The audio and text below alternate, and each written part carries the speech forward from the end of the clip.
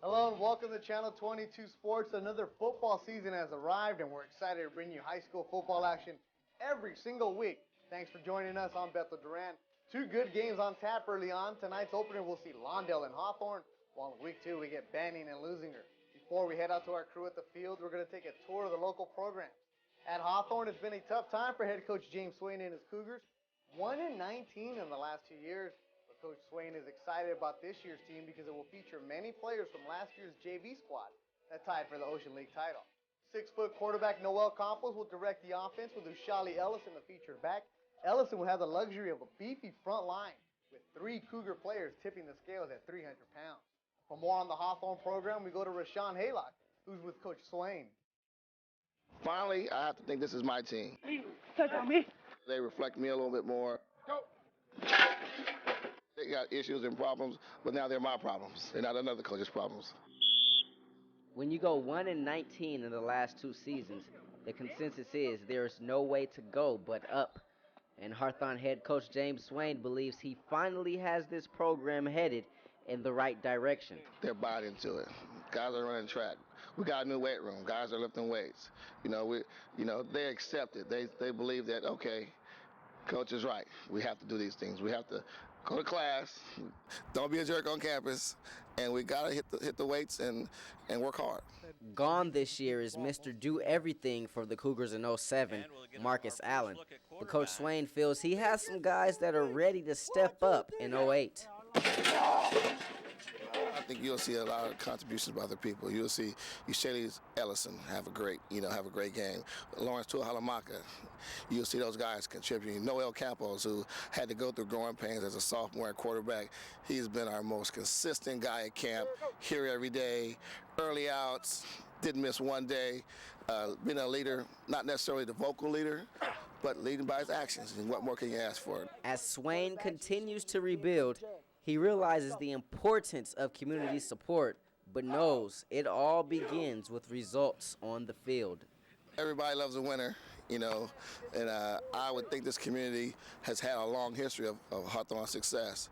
And, just like any programs, you have some rough times, and we had some growing pains, and especially when we had the turnover of coaches. This is my second tenure, and between me there were 4 head coaches.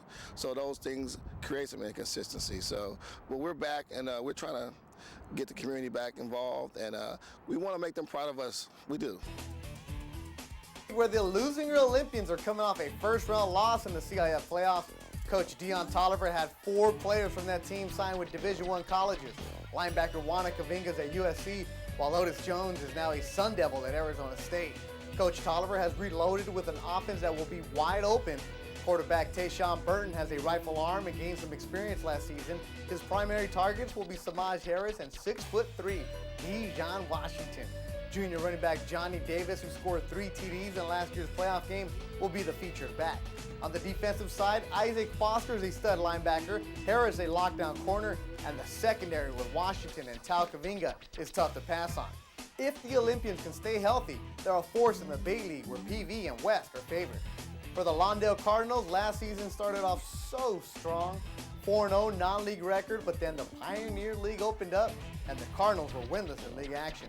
Second-year coach Mark Gomez is hoping to avoid last year's struggles. Will look to 2-time All-League running back Carlton Calloway to lead the way.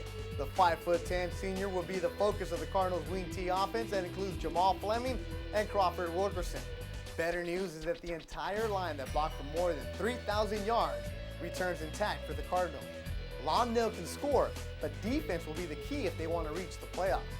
Rashawn Haylock goes deeper into the Cardinals program with Coach Gomez. Rutledge gets around the corner, down towards the end zone. Touchdown, Lawndale! Lawndale lost over 70% of his offensive production with the graduation of Travion Thomas and Kelvin Rutledge. That's over 2,500 yards rushing and 40 touchdowns to be exact.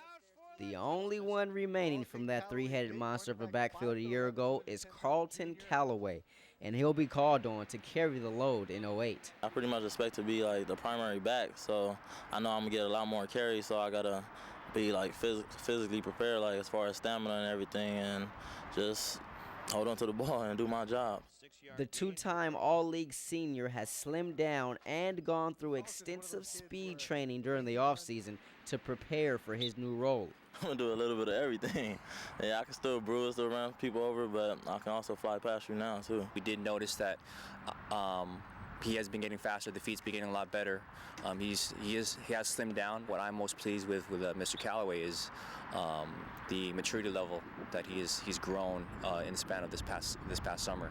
I think a lot of it is just because he is a senior and he realizes this is his last year, but he's shown great strides in terms of his leadership role, in terms of just working hard in the weight room, on the field, trying to be a better leader towards his teammates. I used to play around, goof around all the time, but now I'm just getting more serious, don't play around as much, getting on guys, not showing up to practice. Like, it's my senior year, it's last year of high school, so I got to take it serious to get that scholarship.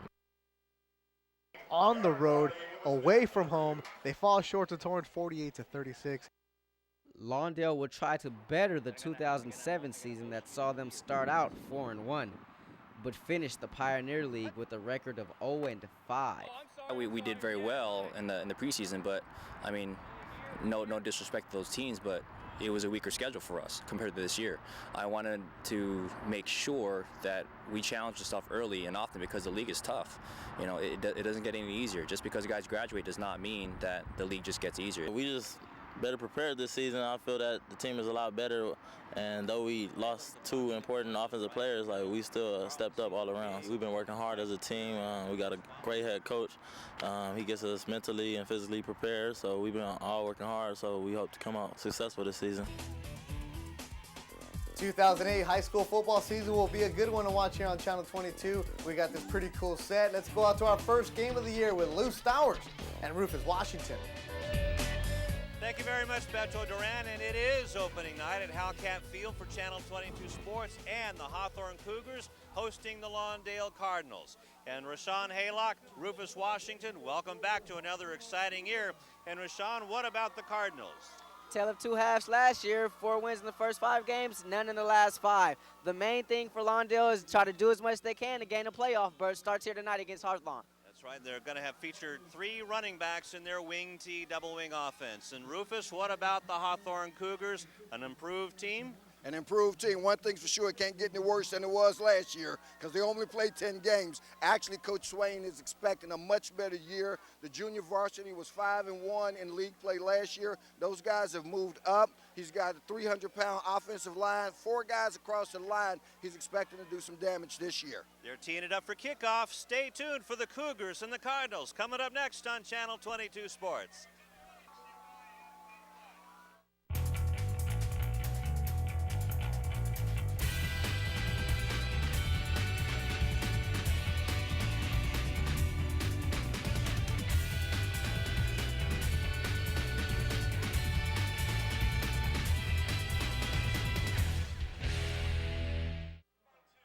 And welcome back to Howcat Field. Sea House is what they're calling it. The Cougars hosting the Cardinals on opening night.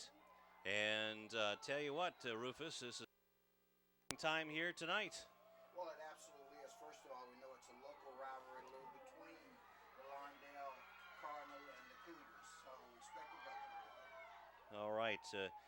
Gelson Cuevas kicked the ball off, and we're underway here in the South Bay as far as football is concerned. Crosstown rivals, the Cougars versus the Cardinals. And here come the Cougars, and we'll introduce them to you coming up here.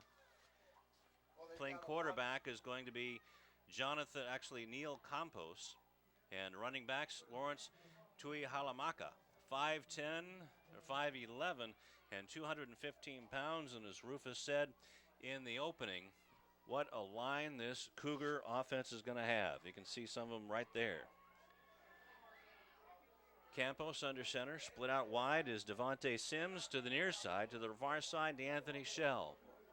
Out of the shotgun, Campos throws on the run near the sideline, and it is complete to number 8, and that's Ushali Ellison.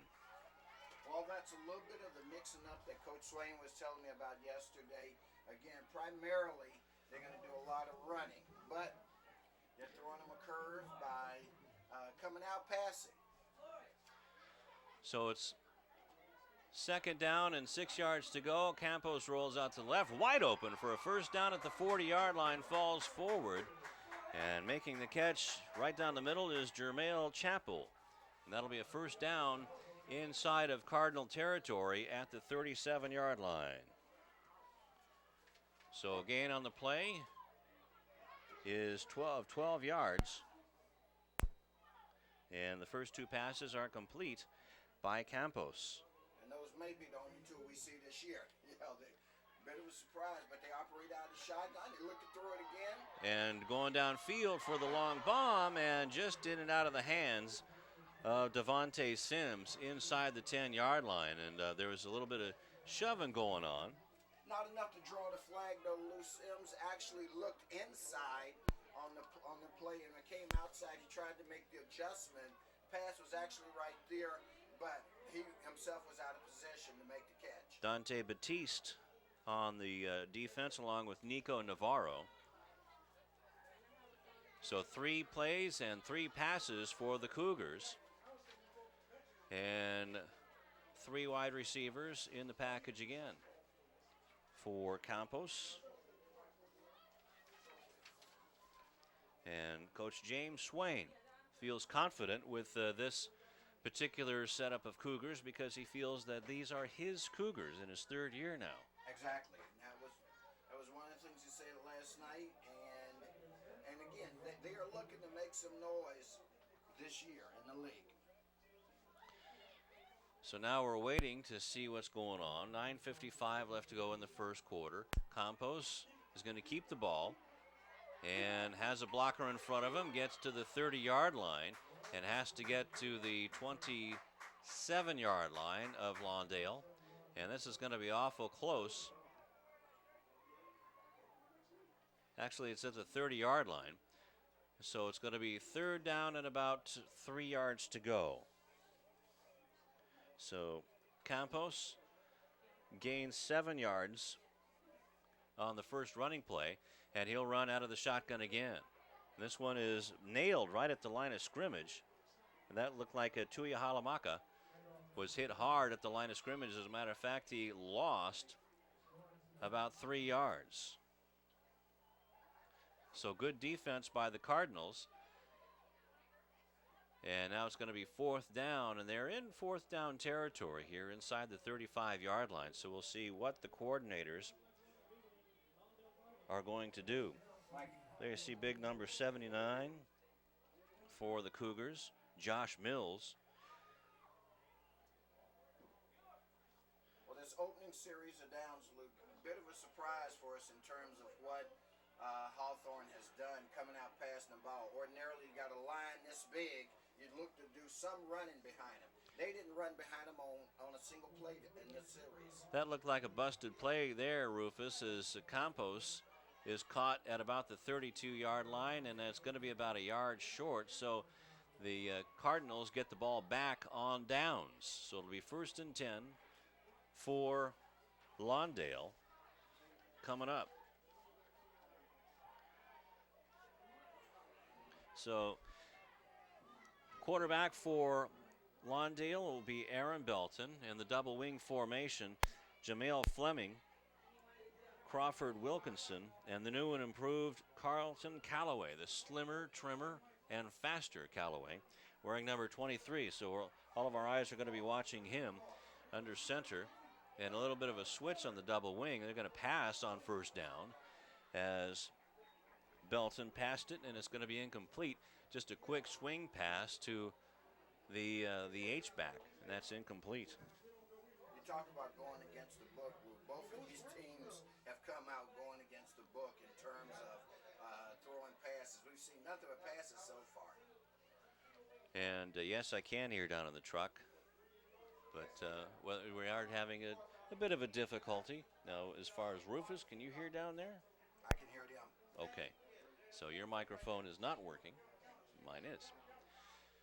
So here comes the double wing formation. Callaway gets the ball. Callaway gets to the 35-yard line, bulls his way across the 40, and that could be good enough for a 1st down. The ball is going to be marked right around the 42-yard line. And it's going to be about a yard short, they say. So Callaway right away. It'll be second down. They give him a first down. Okay, so 10 yards on the play. So Callaway looking good, as he really worked hard this summer. Also, Mark Gomez, the head coach of the Cardinals, who roost in the Pioneer League, said that it was mandatory that everybody go in the weight room this year. Another big run right up the middle, coming across.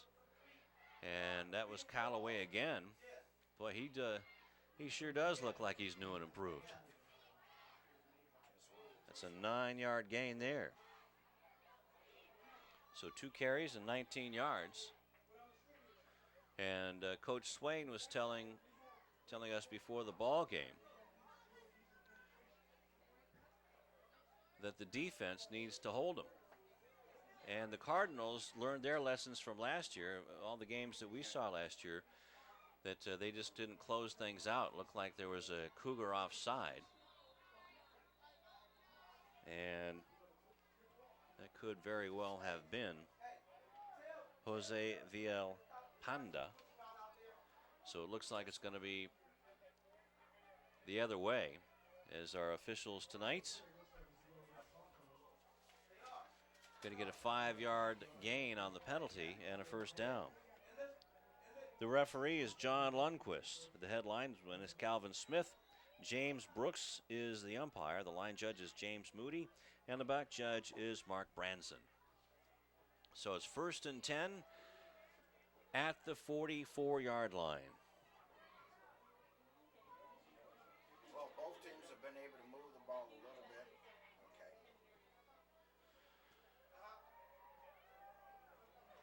So Rufus is trying to tell us that both teams are being successful in moving the ball so far. But now the ball drops. Has that microphone now?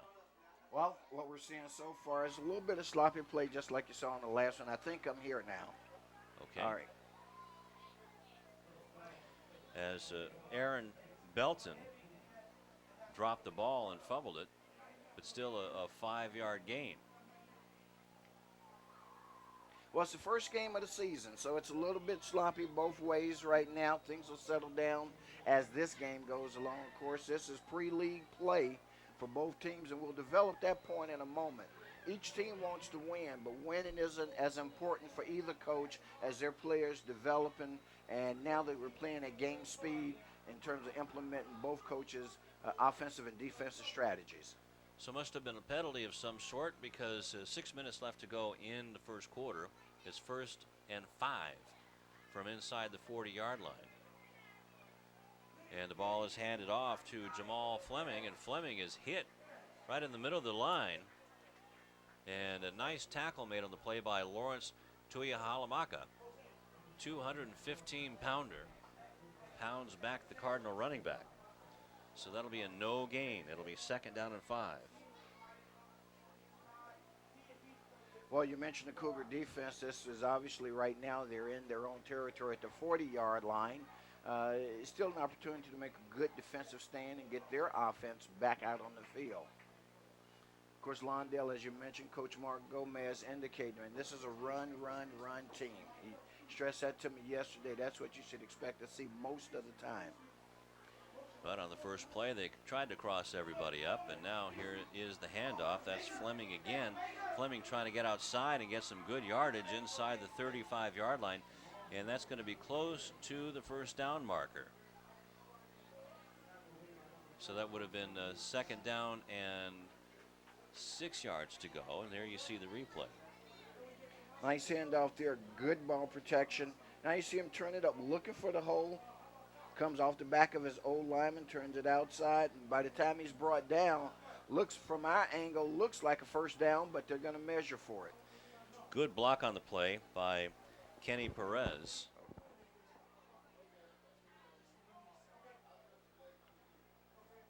Yep. So that looks real close. From this angle, anyway, it appears to be. But they're going to be checking that out. John Lundquist. Well, from where we were sitting, and I realized we are at a bit of an angle, but it sure looked like they had it from up here.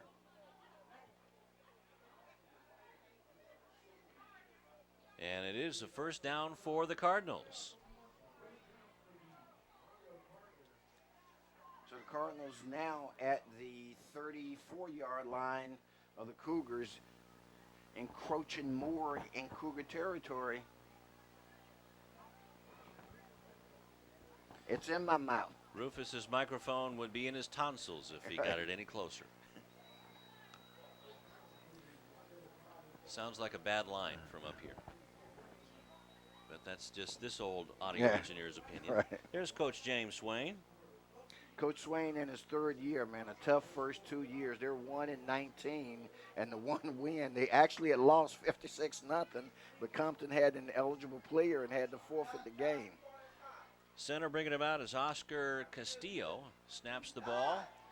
And Callaway bulling his way up the middle across the 25-yard line, and that's going to be another first down for the Cardinals.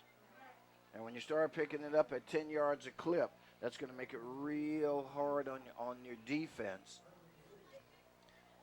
As we look at the replay here, some of those big O linemen who double as offensive linemen not getting the kind of penetration you'd expect. Callaway, in fact, using his speed there. So even though Hawthorne has a couple of huge D linemen, a guy like Callaway, if you get past that line, you're gone. So Aaron Belton really handling this offense well. Splitting out to the far side is going to be Mark Wheelington.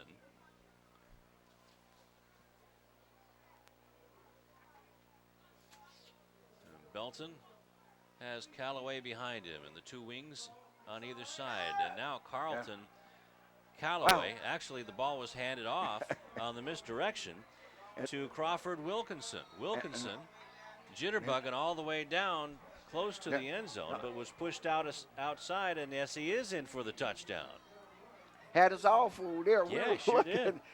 I'm like, Callaway has been stopped. And there, nice reverse handoff. Excellent play that time by the Cardinals. Boy, they had us all there. Crawford Wilkinson at the quarterback. Or at the running back, I should say. At the 3:02 mark, it is 6-0 in favor of the Cardinals. And kicking the ball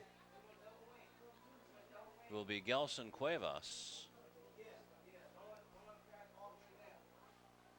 No, it's not. That's Jesse Perez.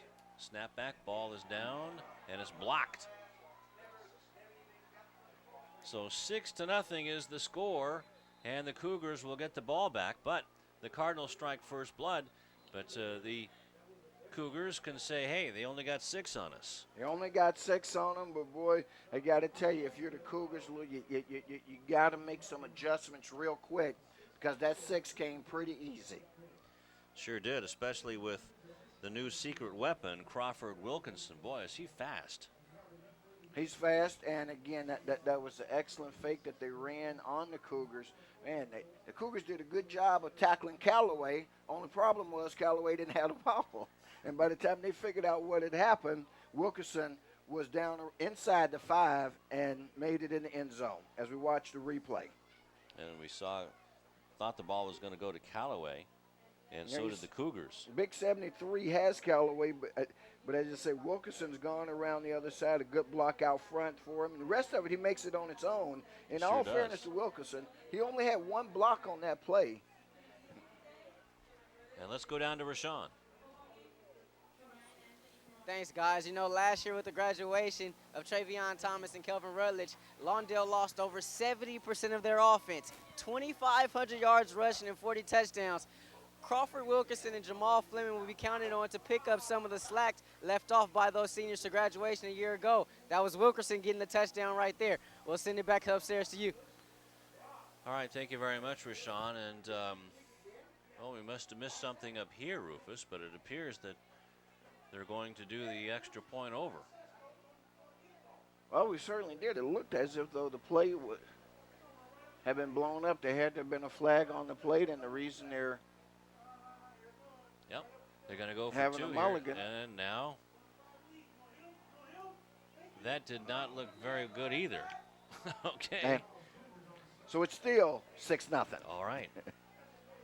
That looked, and now some of the coaching staff, they're looking for an illegal procedure against the Cardinals. It looked like everybody was moving at their own will on that one, but I guess not. It's 6-0 on the 24-yard touchdown by Crawford Wilkinson. Wilkinson in his first carry for the Cardinals this year, and there you see right there on the replay that pretty much everybody was running with the ball, or it went for the snap except for the quarterback, Aaron Belton. And now let's see what we're going to get here.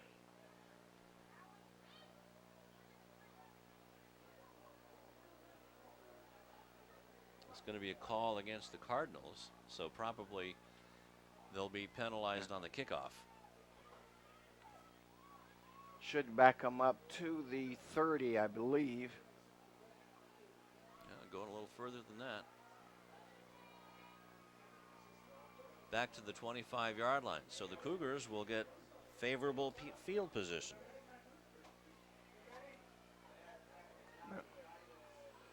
Back to return for the Cougars is going to be number 7. That's Jermail Chappell, and number 1, DeAnthony Shell.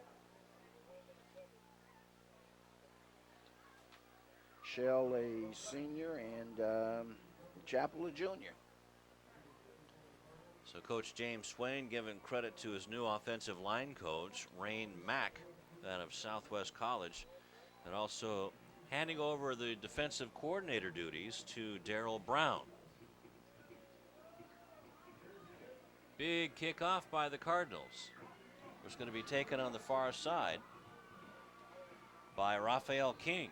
And Raphael King gets beyond the 40-yard line to about the 41, where it'll be 1st and 10 there.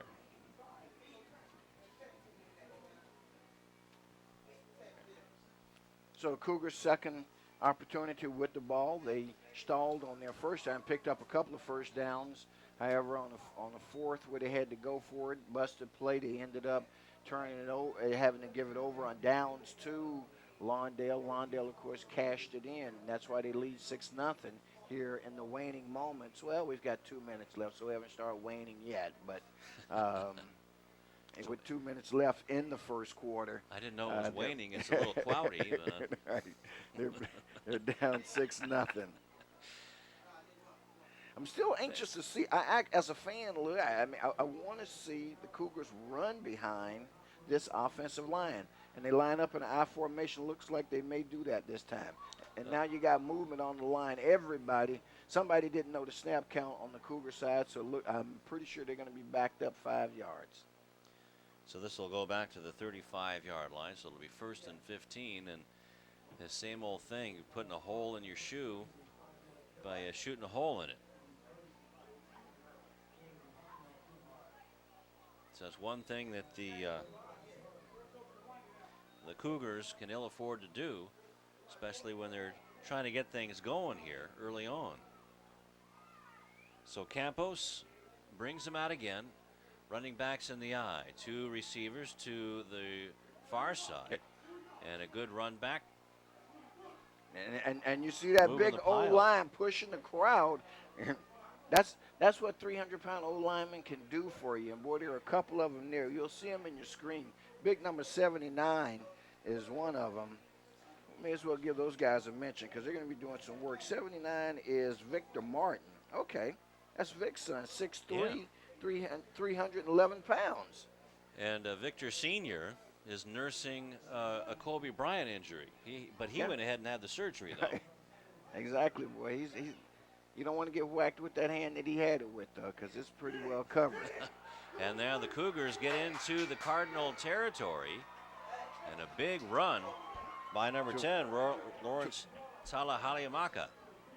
Tuihalamaka, again, expected to be one of the key cogs in that running attack this year. And now we see the Cougars with a couple of big moves. Not quite sure what, well, I won't say that, but again, I guess they wanted to throw a different wrinkle, and they threw a different wrinkle in their first drive when they threw the ball on every down. Now they're starting to run it and giving the Lawndale Cardinals something different to think about. 21-yard gain by Tuia Halamaka.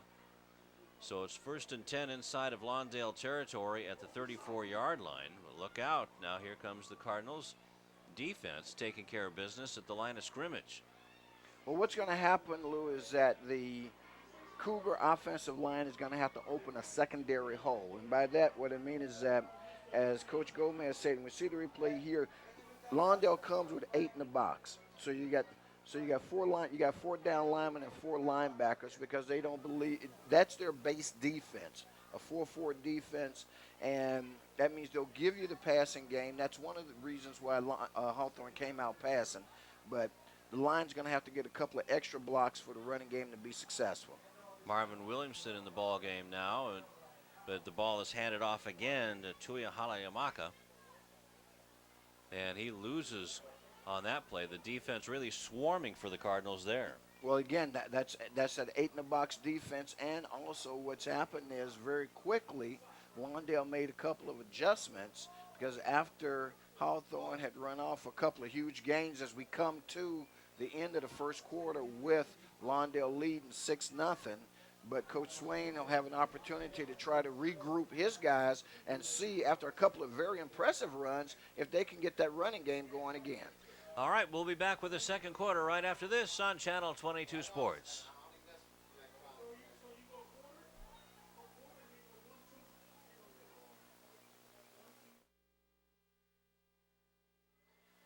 Back here at Halcap Field, along with Rashawn Haylock and Rufus Washington and Tom Strickfaden and the crew at Channel 22, I'm Lou Stowers. Thanking you very much for tuning in. Here we go again. Here we go. Good first quarter. Few rough spots there for both teams, but they started to settle down as the quarter went along. Lawndale settled down first on offense. Hawthorne looked to have gotten a couple of things going, had 1 or 2 good plays in this current drive, but the last 2 plays, they've been stopped at the line of scrimmage. Neil Campos, 2 out of 3 for 17 yards passing. And then it's been running ever since.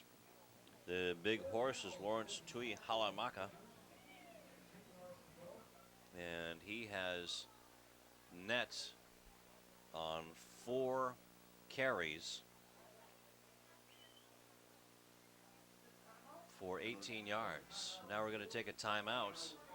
Hawthorne is.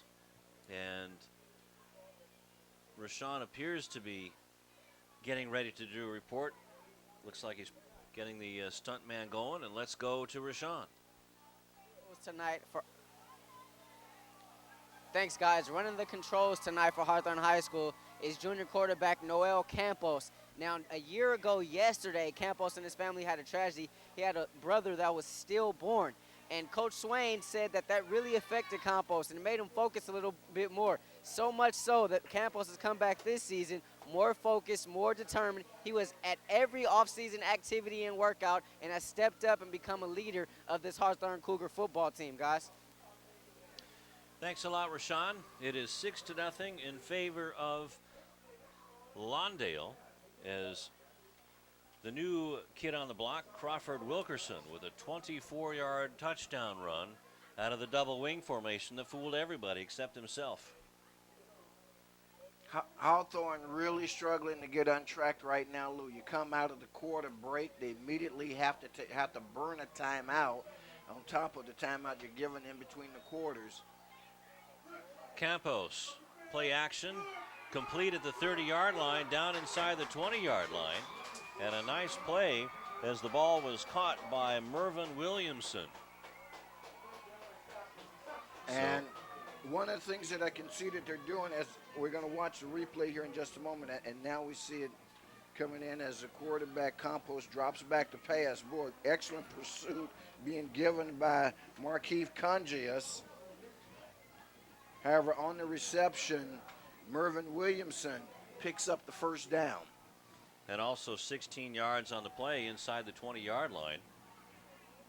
Campos, now he's the coach out there, lining everybody up, making sure he's got enough fellas out there. offensive set we haven't seen before. And the handoff is to Tui Halamaka. Halamaka breaks one tackle inside the 10 towards the end zone. Touchdown Cougars. Tui Halamaka going around the right end, 19 yards. And let's see. Do we have a flag on the play? Now it looks like he went out of bounds before he crossed the end line. I think is what they're going to rule as he turned the corner, right at about from what we see here. No penalty. It's just going to be okay. First Well, no, they scored. Oh, did they? Are you sure? This is the 5-yard line, so it's on the hash mark. No, because you don't get 12 points for a touchdown. The scoreboard reads 12-6. It should be first down at the 5-yard line. So now, Cardinal defense really tough up the middle, and it's going to be 2nd and goal. Cardinal defense is going to be challenged, but at this point, I know the old linemen are young and new at this, but I think you got to line up behind Big Victor Martin, one of the 300-pounders, and just say big push forward as we watch the replay here with Tui Halakle. Nice way to keep his balance there, turning the corner, looking to get it. You're going to see when he steps out of bounds, and the official spots you actually where he went out. So good officiating by the crew tonight. So a 3-yard gain down to the 2-yard line where it's 2nd and goal. 11 minutes left to go in the first half, 6-0 in favor of the Cardinals. And up the middle and into the end zone is Tui Halamaka for the touchdown. Hawthorne gets on the board. It's all tied up at 6 with 10:47 left to go in the first half. So it was a little herky-jerky. The Cougars settled themselves down. As we mentioned, this drive started, of course, at the other end of the field. At the change of the quarter, Cougars didn't quite have it in terms of what they wanted to do. They came out, they mixed it up. Tui Halakala with the 2 big plays, but let's not forget the pass that kept this drive alive and kept it going. That's right, the big 16-yard pass to Williamson. And that is no good, the extra point, so we're all tied at 6.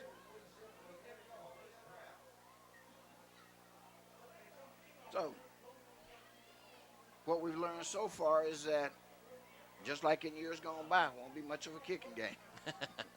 Well, he's trying out there, I know you. That's Jonathan Ramirez. And that's for both teams. That's not just against Jonathan. Oh, yeah, we've seen this, same song, different band, right? That's right. But it's 6-6 and a good drive put on the board by the Cougars as 9 plays on the drive. And that took about 3.5 minutes. And, of course, one of the things for the Cougars in terms of, every team every year, because this is high school and not the pros, loses a good player. And, of course, the Cougars lost Marcus Allen, who was their feature back the last couple of years. Right. I mean, he was a shining star for this offense. And some other guys now are having their opportunity to step up, and it looks like Tui Halamakla is going to be one of those guys, as well as Noel Campos. And Richard gave a feature piece on him. Campos really taking the reins as the quarterback this year. Picked him up the last 2 games of last year, and looks like he's going, keeping it rolling. Here comes the kick. And it's coming towards the near sideline and out of bounds, away from Markeith Cungius. And it'll be 1st and 10 at the 20-yard line. Or where are they going to mark the ball, Rufus? Right about the 21. No, actually, if it's sailed out of bounds, it should be a penalty is going to be on the play, and it's going to bring it out near the 40. Unless there's a different rule in effect this year. Let's see what happens. Well, they're going to bring it out to the 35-yard line. Okay, illegal procedure on the kickoff. Jonathan Ramirez kicking it out of bounds, so tack on 15 yards. So there you go. So 10:42 of the second quarter. Lawndale takes over at their own 35-yard line. And if you're a basketball fan of the Lawndale Cardinals, the name Markeith Cunja certainly is no stranger to you. That's right. He's back on the football team this year, concentrated just on basketball as the pass is swung out to Devontae Sims. And Sims breaks 2 tackles. And, boy, he could have had a lot more if he could have stayed on his feet, and gets to the 49-yard line. So it'll be 1st and 10 on the swing pass to Sims. And I'm sure Coach Alex Acosta holds his breath every time Conjus is on the field. I mean, that's his franchise player. Yeah, no kidding. Yeah. It's kind of like a quote that, and I'll come to it in a moment, the Louisville basketball coach made, not the Louisville coach, the Memphis coach, John Calipari, when he was talking about his star guard. And he was saying, you know, it was asking if he was going to go pro. And he said, well, if he does what's right for his family, he'll go pro. But if he wants to do what's right for my family, he'll stay in college. And I think that's the way Coach Acosta feels. And a long pass just out of the hands on the far sideline to Mark Wheelington. As Aaron Belton trying to make another pass, complete another pass. So it'll be 2nd and 10. And actually, I like what I'm seeing, Lou. Both teams showing a willingness to throw the ball as we see this pass up again. Now, one of the things that's happening is that because they throw it so infrequently, their receivers are not accustomed to positioning themselves in the right way in order to have the best opportunity to catch the ball. That's the second time we've seen the ball go over one shoulder and the guy was expecting it over the other. Looks like this penalty is going to go against the Cardinal. That was Jamal Fleming, who was coming in motion. Well, let's see what. Well, they're going to give it against the Cougars instead. Right, as Jose Villalpanda jumped offside, was in the neutral zone when the ball was snapped. So good coaching there. Oscar Castillo sees a red jersey come into the neutral zone. He just snaps it. But I believe in high school, once you're in there, it's pretty much a done deal anyway. It's a done deal. Once you encroach in the neutral zone, it's not a thing where you can get back as you can in college and the NFL. So it is 2nd down and about 4 yards to go on the 5-yard gain. Belton out of the double wing. Keeps the ball. Nope, handed it off to the first back. We'll have to get used to this, huh? Exactly. Callaway gets inside the 45 to the 35 and a 1st down after the 9-yard gain. Of course, with all the years that Losinger ran this, our other crosstown team, you'd think we'd be used to it, but boy, he's doing a great job. You got to get a quarterback credit. He's doing an excellent job of disguising the football, and that's the whole point in running the play. Sure is. Aaron Belton. Aaron is a junior, 6'1", 175. And Mark Gomez was saying this is a good group to work for. And they need to close out the close games. We saw a lot of them in the past couple of years. Where, boy, they were so close. 1st and 10 for the Cardinals in the double wing formation. Man in motion. And the ball is given to Wellington. Or is it Wilkerson? Wilkerson, who has the lone touchdown, coughs up the ball. But they get it back. Cougars too slow to react. Well, we're sitting here seeing the ball wide open on the field. By the time the Cougars realized that a Cardinal had fallen on it and recovered, as we watch the replay here. It's Fleming with the ball. Fleming on the carry. You're going to see it come loose in just a moment on the hit there. That's what brought it to loose. Looked like it was ripped out of his hands by Mervyn Williamson. Wow, and it was a loose on the ground forever. And fortunately for the Cardinals, unfortunately for the Cougars, the Cardinals were able to recover that fumble. So it'll be 2nd down and less than a yard. They need to get to the 25-yard line on the 9-yard gain.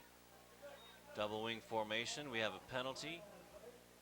And let's go to Rashawn Haylock downstairs.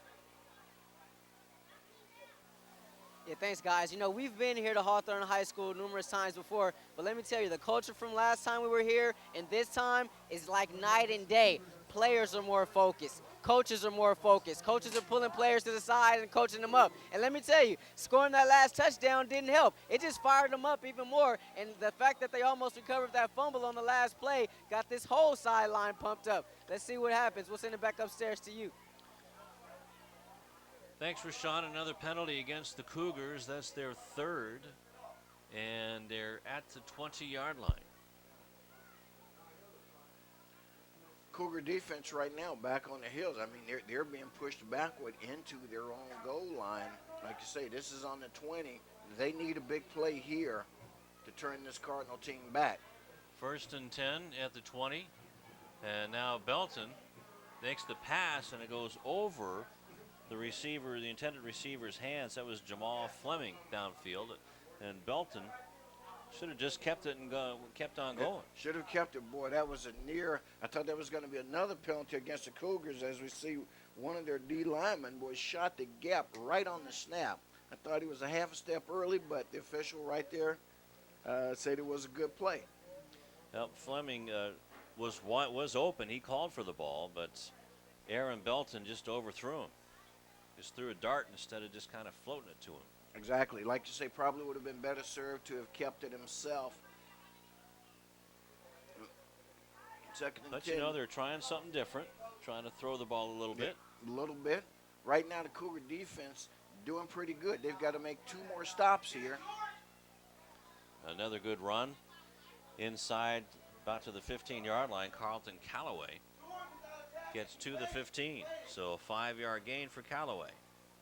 So it makes it a 3rd and 5. That means the defense has an opportunity. We have not yet seen the field goal unit for either team. But if the defense can hold here, it'll be decision time for Coach Mark Gomez and his staff as to whether or not they'll go for the field goal or the first down. But that remains to be seen as we've got a timeout taken on the field. Timeout by the Hawthorne Cougars, trying to get readjusted on defense and doing a good job, but they're getting kind of pushed around here. So it's good to see both of these offenses being able to move the ball. Absolutely. Well, last year, this Cardinal offense averaged 34 points a game. I mean, that's one thing. Now, Coach Gomez was realistic about it. He said, we averaged 34, but we still lost 6 games. That means we gave away 35 more times than we should have. But and that is one of the things they're working on. But they don't have any problem whatsoever putting points on the board. A prolific offense last year, 3,000 yards for this offense. 4 and 6 overall. Again, they're a team that's on the rise. But we're talking to Mark Gomez, and he was saying that he doesn't care about the preseason anymore because of what happened last year. Right. Where they ran up a lot of wins, but they didn't show anything in the tough Pioneer League. Exactly. They went over in the Pioneer League.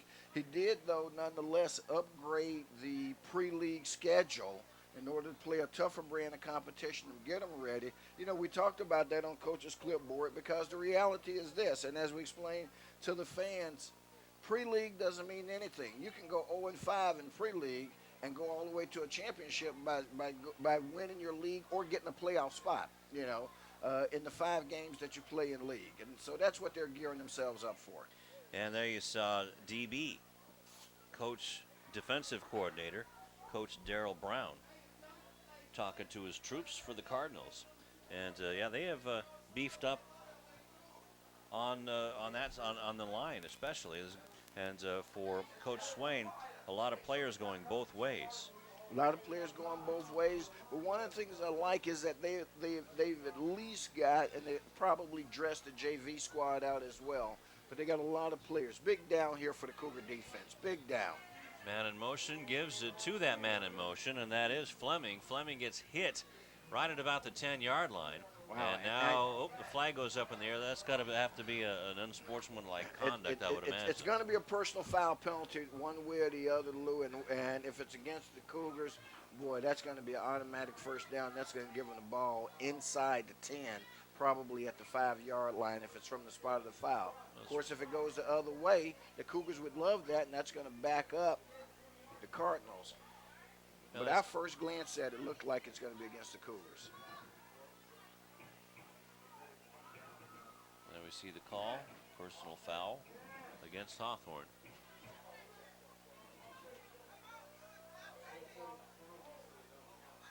So it's going to be first and goal at the 5, I would imagine, because it was after the play. As you see, Jamal Fleming on the run around the end.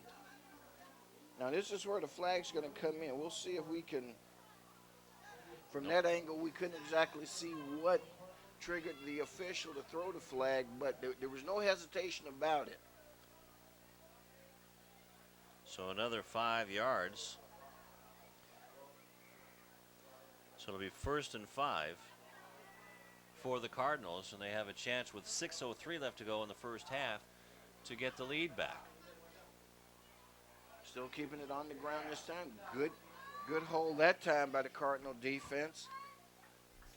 And nice rundown over there by Nata Tomasi to go after Aaron Belton. The pressure for the Cougar defensive line, Lou, is going to be on the ends. Right now, up the middle, they've got things plugged up pretty good in the middle. First of all, with 73, Kala Lasiki, and then, of course, with Victor Martin, I believe, out there. But it's the ends because that's where the Cardinal rushing attack is going. They aren't challenging the middle very much, but they are trying to get to the edge. And that means those guys, the lateral pursuit has to be good, but that's going to be a challenge for a 300-pound guy to run laterally. So the defensive end is a guy who's got to get the job done. Also Daniel Gonzalez in there as well for the Cougars. Man in motion, but it goes to Callaway. Callaway bulls his way to the end zone. Touchdown, Lawndale. Well, there goes that theory. Callaway went right up the middle. When in doubt, give it to the horse. As we watch the replay here, nothing fancy about it. Callaway just finds a hole in there somewhere. Marco Ramirez with a big block to blow out the nose guard, and a touchdown, a 5-yarder for Callaway.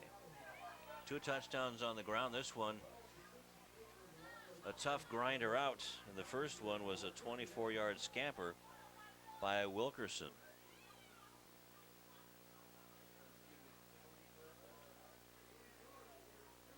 So Callaway with the 5-yard touchdown, going to go for 2.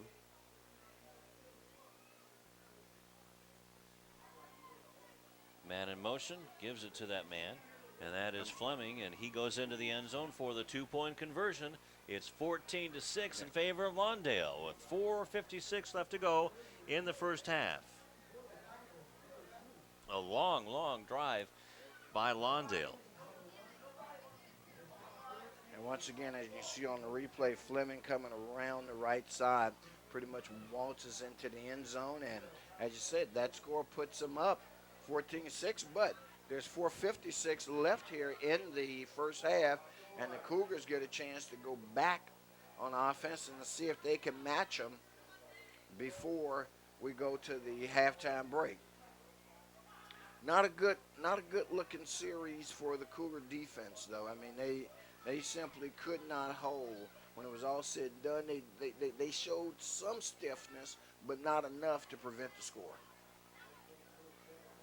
A 65-yard drive that took 12 plays and 5 minutes and 6 seconds, capped off by Carlton Callaway. And so the Cardinals will be kicking it off with 4:56 left to go and a 14-6 lead. And the Cougars hope that didn't take the wind out of their sail early, as that ball pinballed off of a Cougar with somebody better dive on it. And the Cougars get it. Now we have another penalty flag going up in the air and another personal foul possibly. And again, well, like I say, we saw the flag, and again, given where it occurred in the play, I think you're exactly right. It's going to be a personal foul.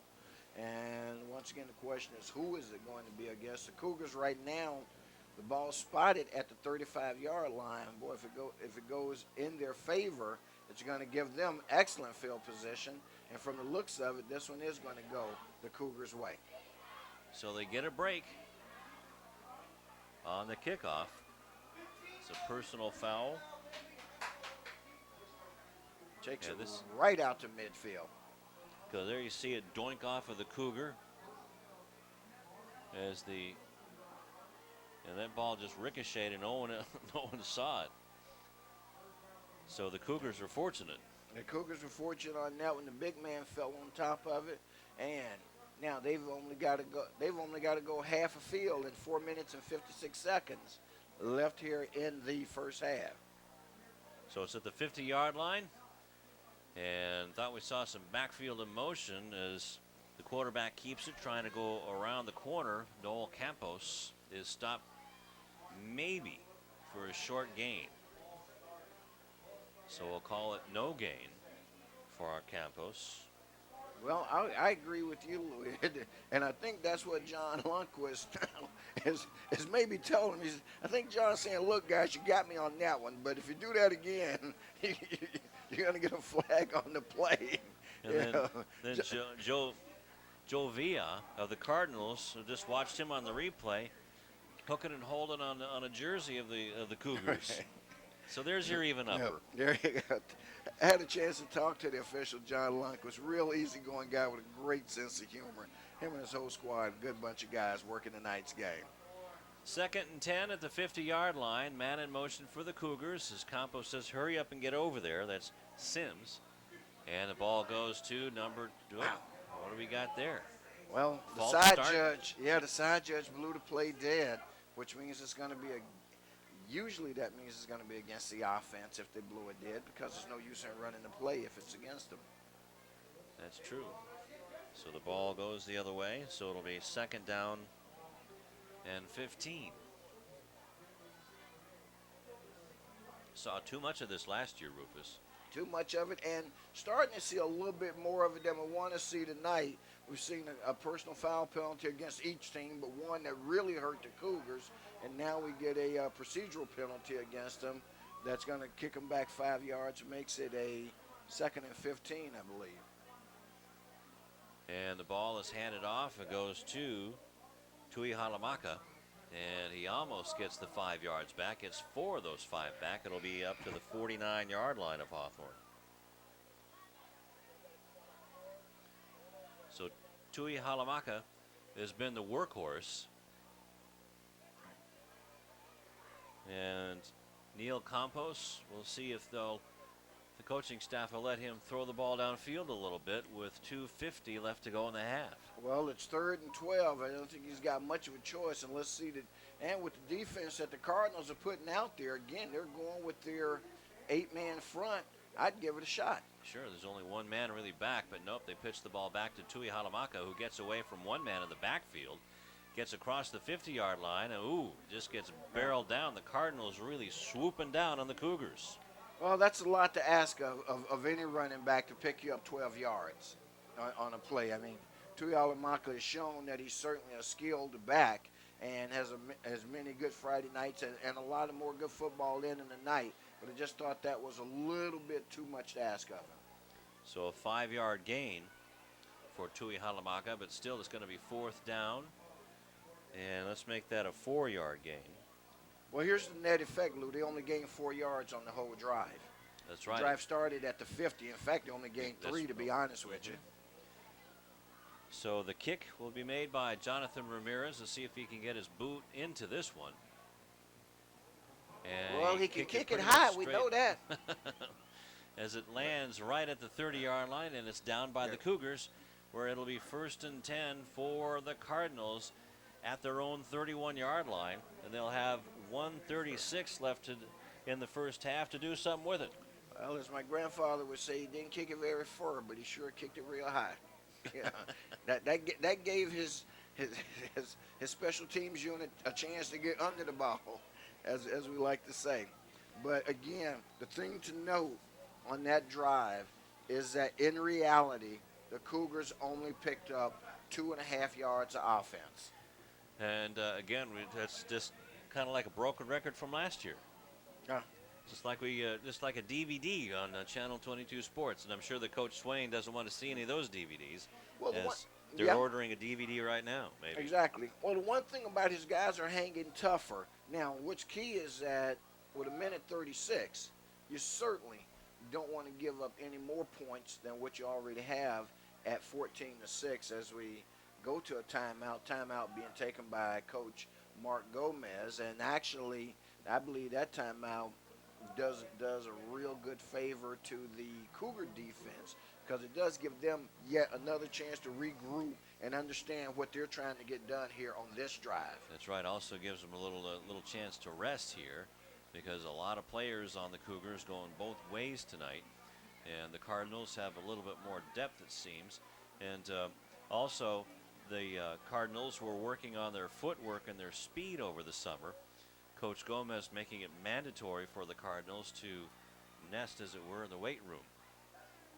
And this time it also gives us an opportunity to talk about one of the things I discussed with the coaches yesterday, and that's the fiscal crisis in the Centinela Valley High School District. Right. They're really struggling for funds, and they've got to make hard decisions about where to invest their money. And, of course, in books in the classroom is first, to the point that they were considering giving up athletics in the whole district. That's right, all together, huh? They were able to stave it off this year, but what it means, and I'll come back to it later, is that the community really, really, really needs to step forward and support all three of these schools, Lawndale, Lusinger, and, of course, Hawthorne. Well, it looks like a good crowd coming across town from Lawndale tonight, and that's good to see. Is first down, and Aaron Belton throwing it downfield, but it almost was picked off on the play. Nearly picked off. That was Anthony Shell. Shell had a shot at it, got a hand on it, couldn't bring it in. Would have been the turnover they were looking for. With a minute 31 left to go, you can see just about a 1 or 2 step drop for Belton. And just off the hands of Shell. 14-6, Cardinals with the lead. Both touchdowns on the ground as Aaron Belton leads them up to the line. Hands the ball off, and a good tackle on the play. Good read by it was a good tackle because it was a good read by the defensive line of the Cougars. At that time, they smelled it out. They knew that Fleming had it even after the fake, and they were able to get the pursuit there. And as you can see, the difference is they limited him to only about 4 yards on that play. So Jamal Fleming was stopped on the play by Taniela Luluhie, or Lolohie, and another timeout on the field. Well, you get 3 of them, and it's no use in taking them in the locker room with you, so Coach Gomez is going to use them. I'm sure one of the things that he's going to tell his guys, in as much as Kansas City down one, he's going to certainly tell them to protect the football at this point and where they are in the field. 58 seconds left to go in the first half. 14-6 in favor of Lawndale in this crosstown rivalry, and not a bad one. No, actually, it's a pretty good one so far for both teams, and we kind of expected that. Again, most of these kids all know each other. Most of them live right here in the community, even though they may go to Lawndale, which is in Lawndale, right next door. I mean, these kids either live in Hawthorne or Lawndale, generally speaking. So they're no strangers to one another. So Mark Gomez is done talking to his troops. And Jim Swain and Darrell Brown done talking to the defense. A big set of downs here for the Cougars, trying to keep the Cardinals right where they are. Belton sets the double wing formation. They're playing the pass pretty well. They had guys Going back deep there. Downfield, and good defense on the play. Absolutely that time. The Cougars actually were, I think they were somewhat expecting that. They had number 9 back there, and I want to see the guy on the far end who was Anderson playing Bird. safety. Okay. Bird and number 42. 42 was Primes Williams, and Primes was back there playing deep, anticipating the pass, and he's going back deep again. Marcus Manigo was the intended receiver But you see some good defense just getting in the way. So Manigo couldn't get downfield. And it's a 4th down with 52 seconds left. Cougars actually have an opportunity to get this ball back. So their defense, Cardinals didn't make as much out of this opportunity as they might have. They thus far have not picked up a 1st down. And I think where they are on the field, the ball is spotted on the 35-yard line. I think they're almost compelled to go for it. I mean, not go for it. I'm sorry, kick the ball away is what I meant to say. Well, just to keep the Cardinals or the Cougars at bay, you don't want to risk a tie ball game going into halftime right now. So there you see it. As the kicker will be Marquis Aaron. Is it? Yep, it is. Okay. But Coach Gomez was telling me that the kicker was going to be Aaron Belton. But now we got Markeith. Well, Markeith actually is in motion. And it's blocked. Now, this ball is live. They've got to understand they can pick this up and advance it. Cougars do pick it up, and there they go. Into the end zone. Touchdown for good. Hawthorne. It is. Tui Halamaka makes it 14-12 with 42.9 seconds left on the blocked punt. The punt went right into the hands of the Cougars. It was a low-line drive. Tui Halamaka picked it up and ran it home from about the 30-yard line. Okay, and here we see the replay again. Like you said, it was a low kick one, the big lineman, one of those 300-pound guys. That's number 73. We'll talk about him in just a moment. Ball's bouncing. Picked it up off the ground, so he didn't go down, which he can do. That's a legal play by Tui Halamakala to pick the ball up off the ground. So 21-yard return by Tui Halamaka on the block punts, and I do believe that was Aaron Belton back there in punt formation. It was a single digit. And now we have a timeout as Hawthorne is going to go for the 2-point conversion to try to tie this ball game up, and now the Cougars are really whooping it up on the sideline, and down below us the students are doing the same thing. Well, every once in a while you need a big play, and that's exactly what I was, we commended the Cougar defense for doing their job. You could almost see this coming, Lou, because the first thing I said was that the Cardinals did not, control the ball for those last 2 minutes when they had it. Actually, last minute and something, and instead, they just ran 3 downs, no gain, nothing, no positive gain. Had to set up the punt. Great defense by the Cougars. They blocked the punt. Tui Halamakala picks it up, runs it in from about 30 yards out, touchdown, and all of a sudden you've got an opportunity, if you're the Cougars, to tie this one up. Right now you trail 14-12 with your extra point attempt coming. Kalalasiki, the CK, credited with the block. And now Campos hands it right up the middle, and the ball dropped at any rate. If it's fumbled and picked up, the ball is dead, and it'll be kicked off now by the Cougars, who trail 14-12. That's a heck of a lot better than 14-6. Let's go down to Rashawn. Hey, thanks a lot, guys. I talked to Lawndale coach Mark Gomez earlier in the week, and he told me he thought it was a disadvantage, the level of competition that his team played in the first half of the season last year. He wanted tougher competition. I don't think he knew what he was running into tonight in this Hawthorne squad. What a spirited effort put together by this group. Failed conversion of the last attempt, so they're down by 2 now, but they're in this game. They're really here in the thick of things. And by the way, it's a zoo down here, guys. We'll send it back upstairs to you. All right, thank you very much, Rashawn. So an exciting finish to the first half here, Rufus. Exactly. Rashawn building on the point that I made earlier in terms of, as Coach Gomez has said, he wanted to upgrade the level of the preseason competition, and he got his upgrade tonight so far here in the first half. He sure did. Marquise Cungis and Jamal Fleming back deep for the Cardinals, awaiting the kick from Jonathan Ramirez. There you see Fleming. Now the pendulum swings back to the Cougar special team not to give up the big play in return on this play.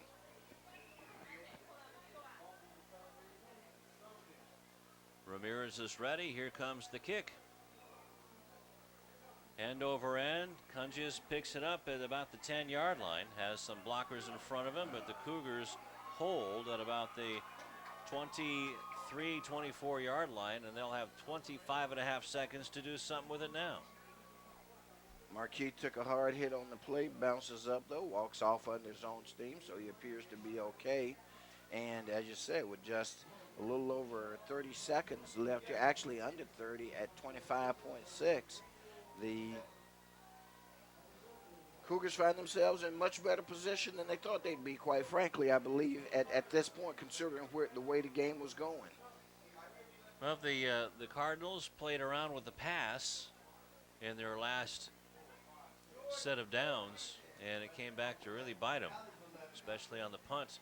The low punt by Aaron Belton that went right into the line and was returned by Tui Halamaka.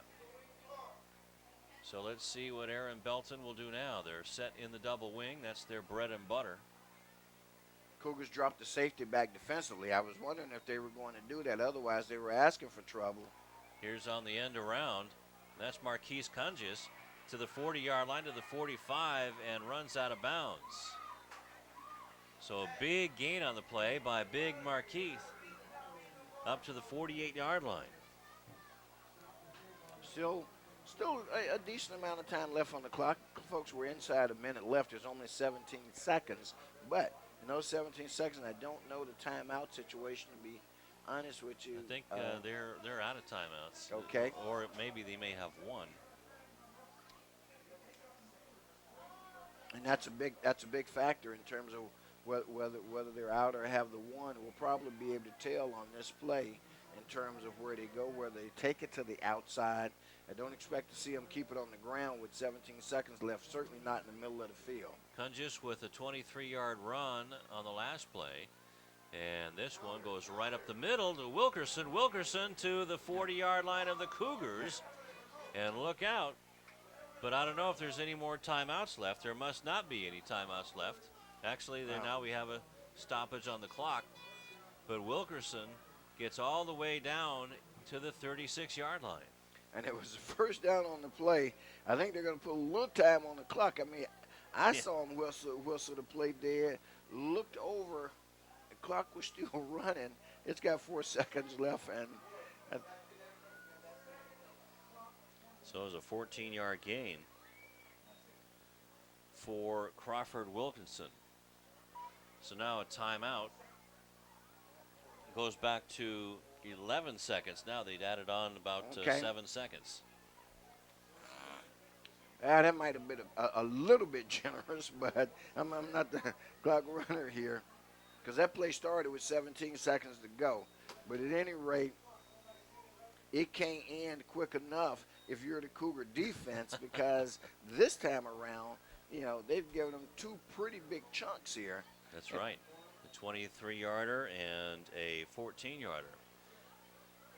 But it's you can smell fresh paint up here in the press box. They have a new press box controller, and there was a little bit of an electrical fire up here during a soccer game or during soccer season. Okay. Well, I like what they've done. Hal Cap Field, as stadiums go, has always been one of my favorite places over the last 20-some years to come and visit. It's nice to be out of the elements here, and so forth. But no, it is a good place to operate from. That's right. And sometimes we go to the high desert there during playoff season where it's no degrees outside on those aluminum bleachers. But right now we're talking to some officials. Mark Wheelington talking to one of the officials along the near sideline here as they're still adjusting the clock. Whoops, now they put 12 minutes up on the board. Okay, so that's what we're waiting on. He's telling them 11 seconds should be on the board. So they're trying to adjust the clock. And the assistant coaches of the Cougars are in there saying, come on now. They're about ready to get the poor clock kid hit him with a program or something. Okay, there's your 11 seconds. Okay. Because it should be a digital controller for it. So they should, it used to be we had to, you'd have to run the clock down, and that would take forever. That's right. Now you just dial it in as Belton is trying to dial it in on the long pass to Wheelington, and that falls harmlessly in the end zone. Good coverage by the Cougars secondary, though, and well, it's a nice cat and mouse game right now between the defense of the Cougars and the offense of the Cardinals, because the Cardinals have kind of got it set up where they've got the Cougars thinking either way, but the Cougars are prepared for the pass. They have defended the pass on the last two drives very well, and with 7 seconds left, you would think that once again the Cardinals are going to put this one up in the air. 2nd down and 10 left to go with 7.3 seconds left. Markeith Cungis is split wide to the near side. Fleming, the wing on the near side. Now he goes over to the other side. And Wilkerson, the wing on the near side. Now Cungis is going to switch over. They better hurry or else they're going to run out of time. Cungis is set. Man underneath, and the ball goes to Belton. Passes it into the end zone to Cungis, and no good. Wow, that was close. Two Cougars stayed with him on the defense. Well, he threw it to the biggest target on the field, and that's Cungis, and of course that play ends it. Good excitement for both teams, excitement for the Cougar fans as their defense was tested there on that play, and the Cardinal fans got a pretty good rise out of the fact that they almost got another score to end the first half. That's right. Markeith Cungis and Aaron Belton making it exciting there on the big 36-yard pass attempt to try to get into the far corner of the end zone. Couldn't do it, and that ends the first half. And we'll take a peek at the replay here, and we'll just see how close it was, Rufus. Cungis, who's not in the play, is out there on the far left. Nice throw on the run by Aaron Belton. That was off his fingertips, man. That's what I'm saying. That was a lot closer on the replay than we saw it in reality. As you can see, it go right off the fingertips of Markeith Cungis. Could have been another score. That's right, DeAnthony Shell and Primes Williams on the defense for the Cougars. Well, they got tested, but they passed that test for sure. All right. We'll be back with the third quarter kickoff right after this on Channel 22 Sports.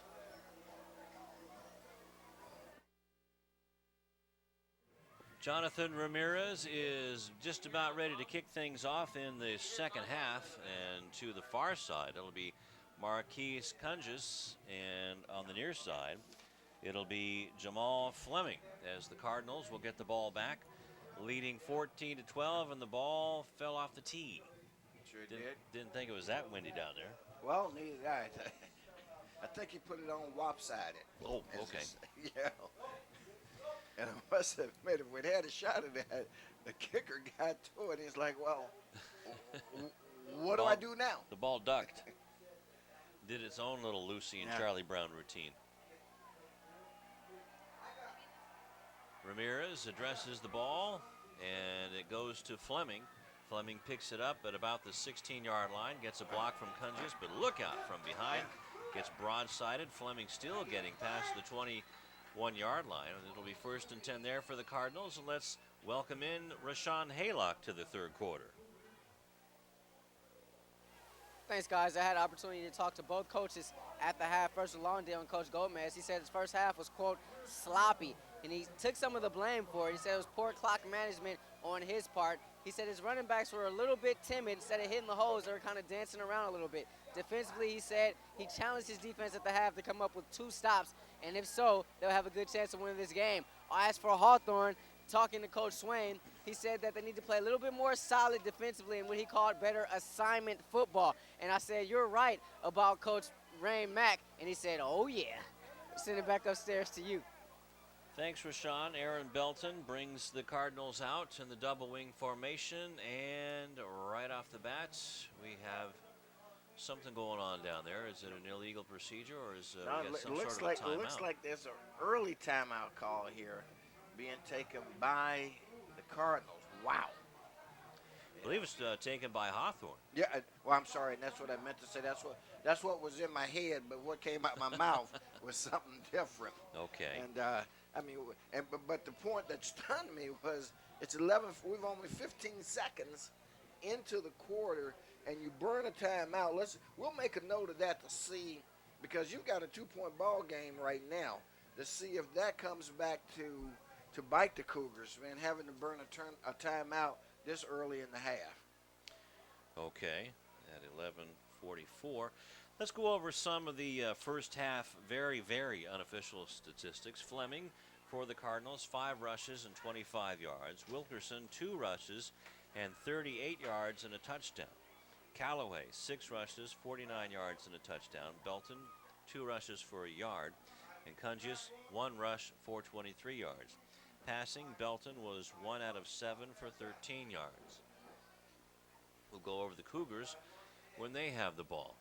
Well, we do have one official stat, Lou, and that is that the score is 14-12 in favor of Lawndale right now, and the Cougar defense has to open on the field to start the second half.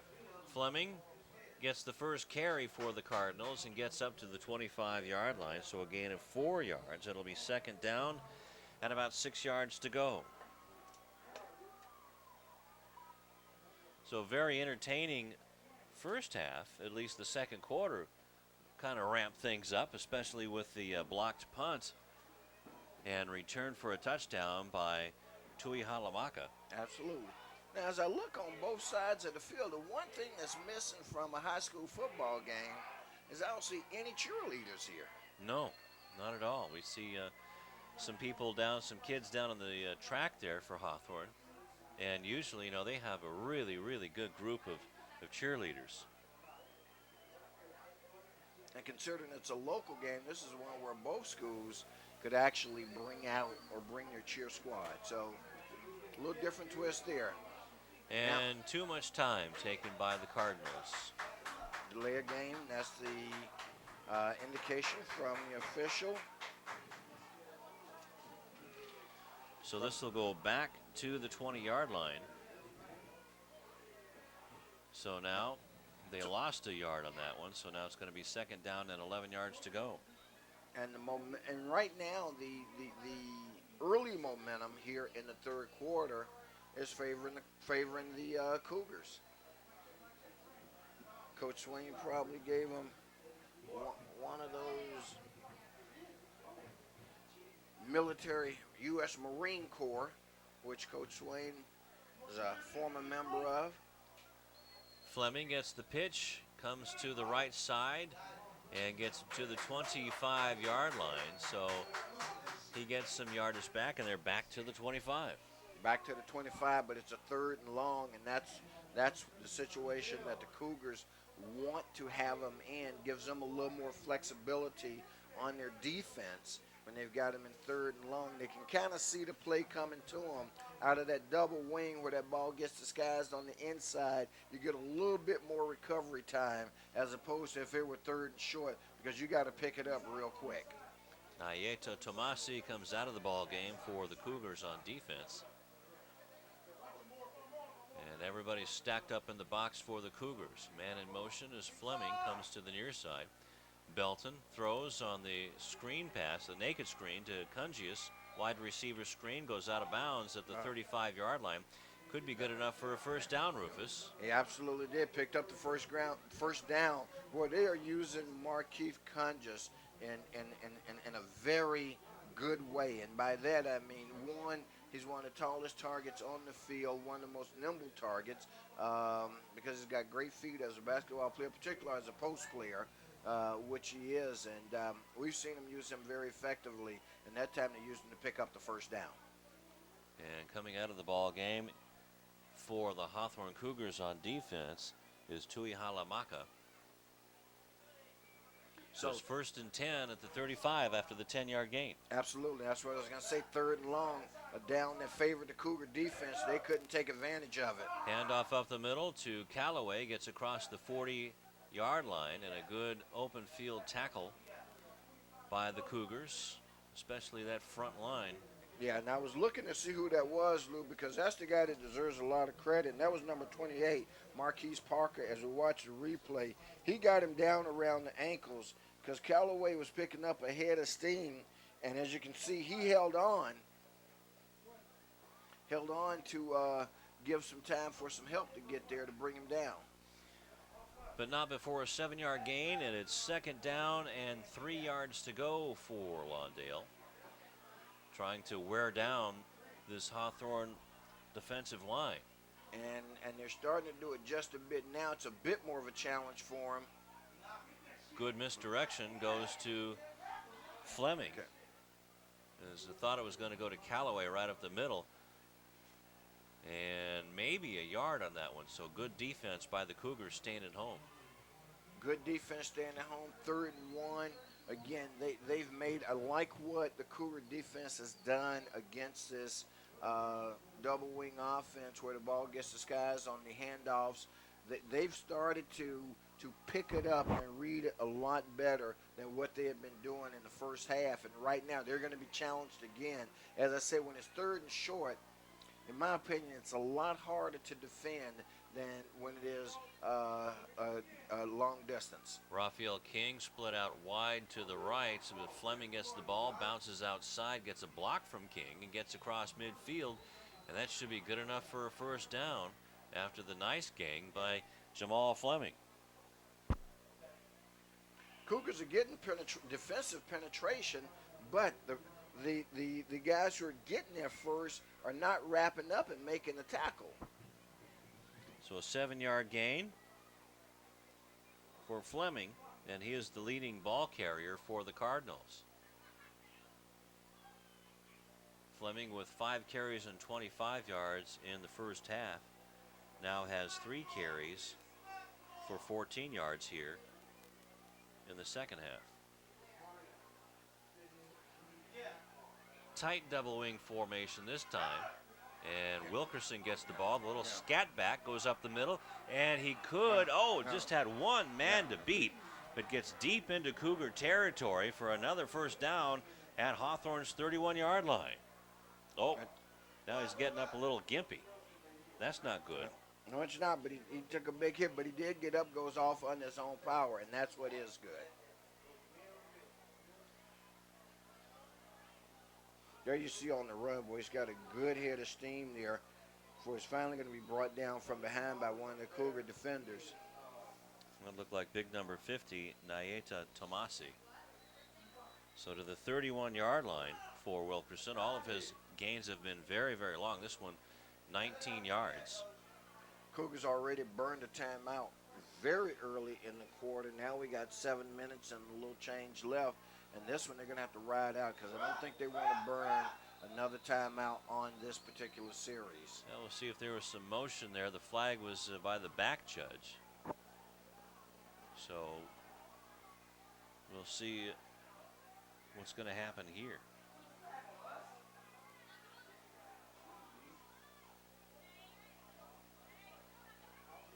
Looks like, well, he was heading this way, but he turned the other way, so it's going to go against the Cougars. So it'll be 1st down and 5.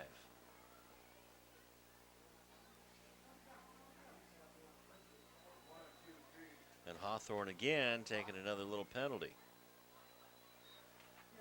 So it'll be from the 36-yard line. Clock's moving at 6:55. And actually, they're even closer than that. They're at the 26-yard line. Oh, yep, you're right. I'm sorry about that. Cougars wish it was gain. a 36, though. That's now right. you got movement, so they'll get the 5 back. Looks like the right side of the Cardinal line moved.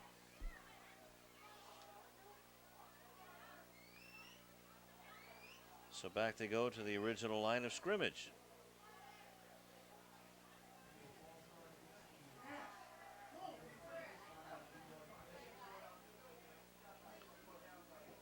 So now they can see the goal line a little closer now, maybe getting a little antsy. A little antsy, but Cougar defense right now getting a bit of a break with these 2 penalties, eating up a little bit of clock time. Not so much clock time, but just game time, allowing them a moment to catch their breath. Double wing formation. Ball is handed off. And good defense by the Cougars as the ball gets across the 30-yard line to about the 28. Now we got penalties coming in. Once again, these are going to be personal foul penalties. They may be offsetting. I think is what you're going to get.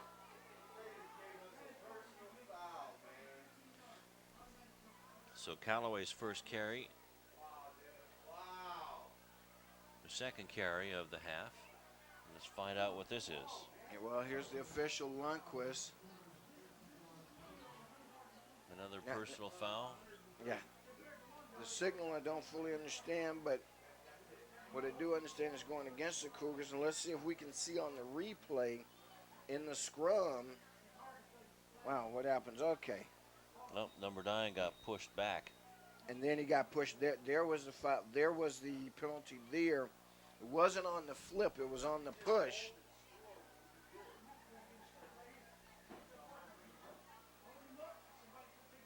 So just have to figure out who that was on the line there. Is that Justin Caraveo? Maybe. Maybe, but the point, you know, when you get fouls like that, those are disciplined fouls, as you say. I mean, whatever's happening there, that doesn't have to happen, and that's twice that they've hurt their cause. 1st and 10 from the 15. Fleming trying to get towards the end zone inside the 5-yard line. So it'll be 1st and goal for the Cardinals at about the 3, or check that, about the 2.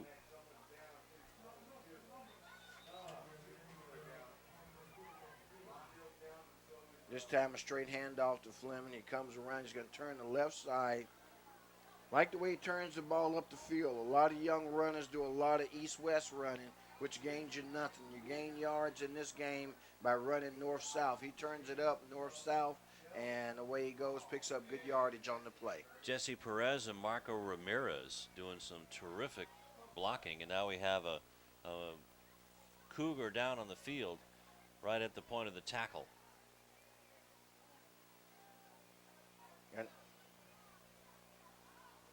It looks like a cramp more than anything else, or at least that's what our hope is. Yep, just going to say the same thing.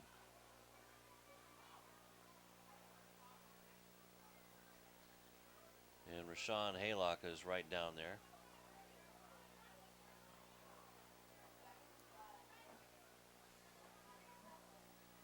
Okay, as we watch the play unfold, what we know is that the ball's going to turn up inside, but we're looking for the injured Cougar to see if we can tell just who it was. It was a player with a single-digit number. I think it's going to be. Well, was it number 6? Or that was the person who made the tackle?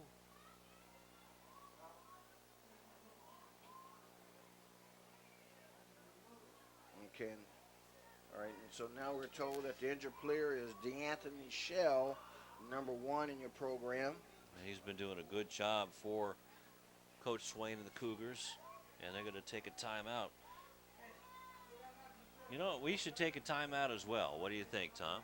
Let's take a timeout. 14-12. Cardinals lead with 5:36 left to go in the third quarter on Channel 22 Sports. Cuevas, or will it be Jesse Perez kicking off? That's Cuevas. Right now the Cougars need a big special teams play. Cuevas kicks the ball off, and chasing it out of bounds is Ellison. And it went out of bounds right around the 20-yard line, so we're looking at what, about the 35? 35 is where they'll start at.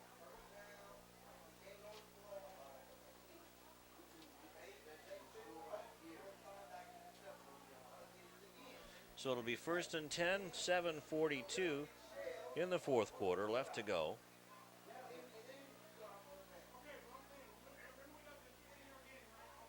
(30-12) is our score.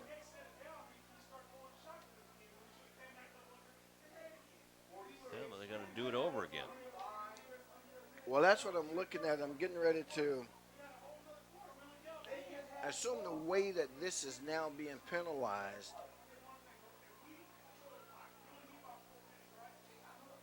is that you back the kicker up, although the original kick was from the 35. That's right. So I don't know where I don't know where the mulligan's coming from. Exactly. All right. Well, that's one of those I'll have to ask one of the officials, because that's the second time we've seen. Well, certainly we just saw it, where the kick sailed out of bounds. Cuevas. Okay, it went out of bounds again. But this time goes out of bounds at about the 43-yard line.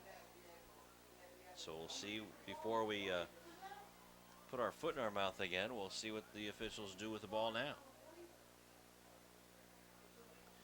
So Carlton Callaway and Jamal Fleming really doing the yeoman's work for the Cardinals as they lead the Cougars 30-12 in our first game on Channel 22 this year.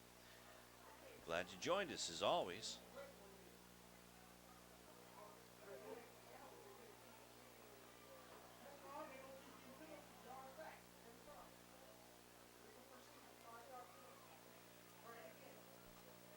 And we're back here on Channel 22 Sports with 7:39 left to go in the fourth quarter. It's 30-12 in favor of Lawndale High School. Had a little glitch in our get along, and we're kicking the ball off, or we're not kicking the ball off. The Cardinals are kicking the ball off to the Cougars, and they're penalized 5 yards on the play after kicking the ball out of bounds at the Hawthorne 43-yard line. And this is a real different application of the rules than what we've seen even at this level, and maybe this is the way it is, and that's our responsibility to find out from the officials at some point. Obviously won't be this game, but before the next game, exactly what happens on the when the ball's kicked out of bounds. It used to be you got it at the 35-yard line and you kept playing. This is their third time kicking off. Well, at least they're getting practice. And what I don't know is whether or not that's an option of the receiving team to require the kickoff or to take the placement of the ball. Line drive kick is picked up by the Cougars and at the 20-yard line, and about a 25-yard return for Hawthorne, and they'll get the ball at their own 45-yard line after the return by Tui Halamaka. So see on the replay here. Yeah. Tui Halamaka turning it up. The net effect is that it's a 10-yard gain, because it would have been at the 35 if it accepted the penalty on any of the kicks that went out of bounds. I do believe apparently they've now made it optional for the receiving team to either force a kick over or take the ball at the 35. It used to be no option, right? Exactly. And for my money, I still would have took it at the 35. It took, because it cost the Cougars about 20 seconds on the clock. And they can ill afford down 30-12, 7:15 left to go. Campos now out of the shotgun, barking orders to his receivers as there's 4 receivers in the pattern. Campos airs it out down the sideline, and it's going to be caught. Did he catch it? Yes, he did, inside the 35-yard line. And that was DeAnthony Shell. Well, that's a nice play to get the crowd excited. Actually, the Cardinal defense playing very soft underneath. That ball hung up in the air a long time.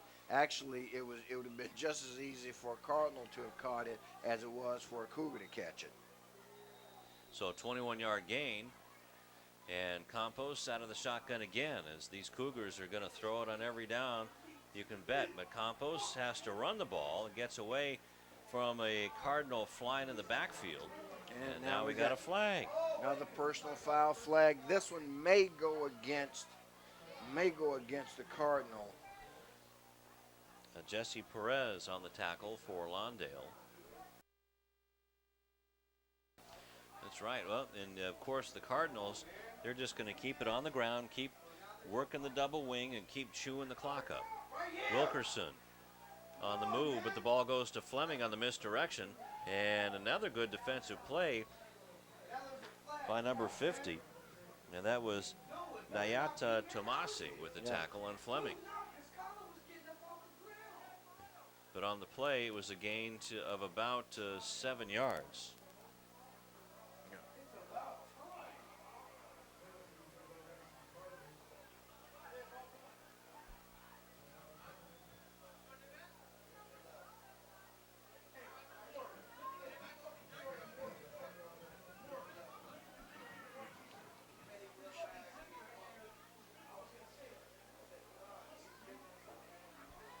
Okay, so we have another personal foul. This one's going to be on Coach Swain, I'm sure. It looks like now we've got an ejection, or we've got, well, the official Lundquist is pointing up at the box, not quite sure what's got him agitated, whether it's the clock management or whatever, but clearly.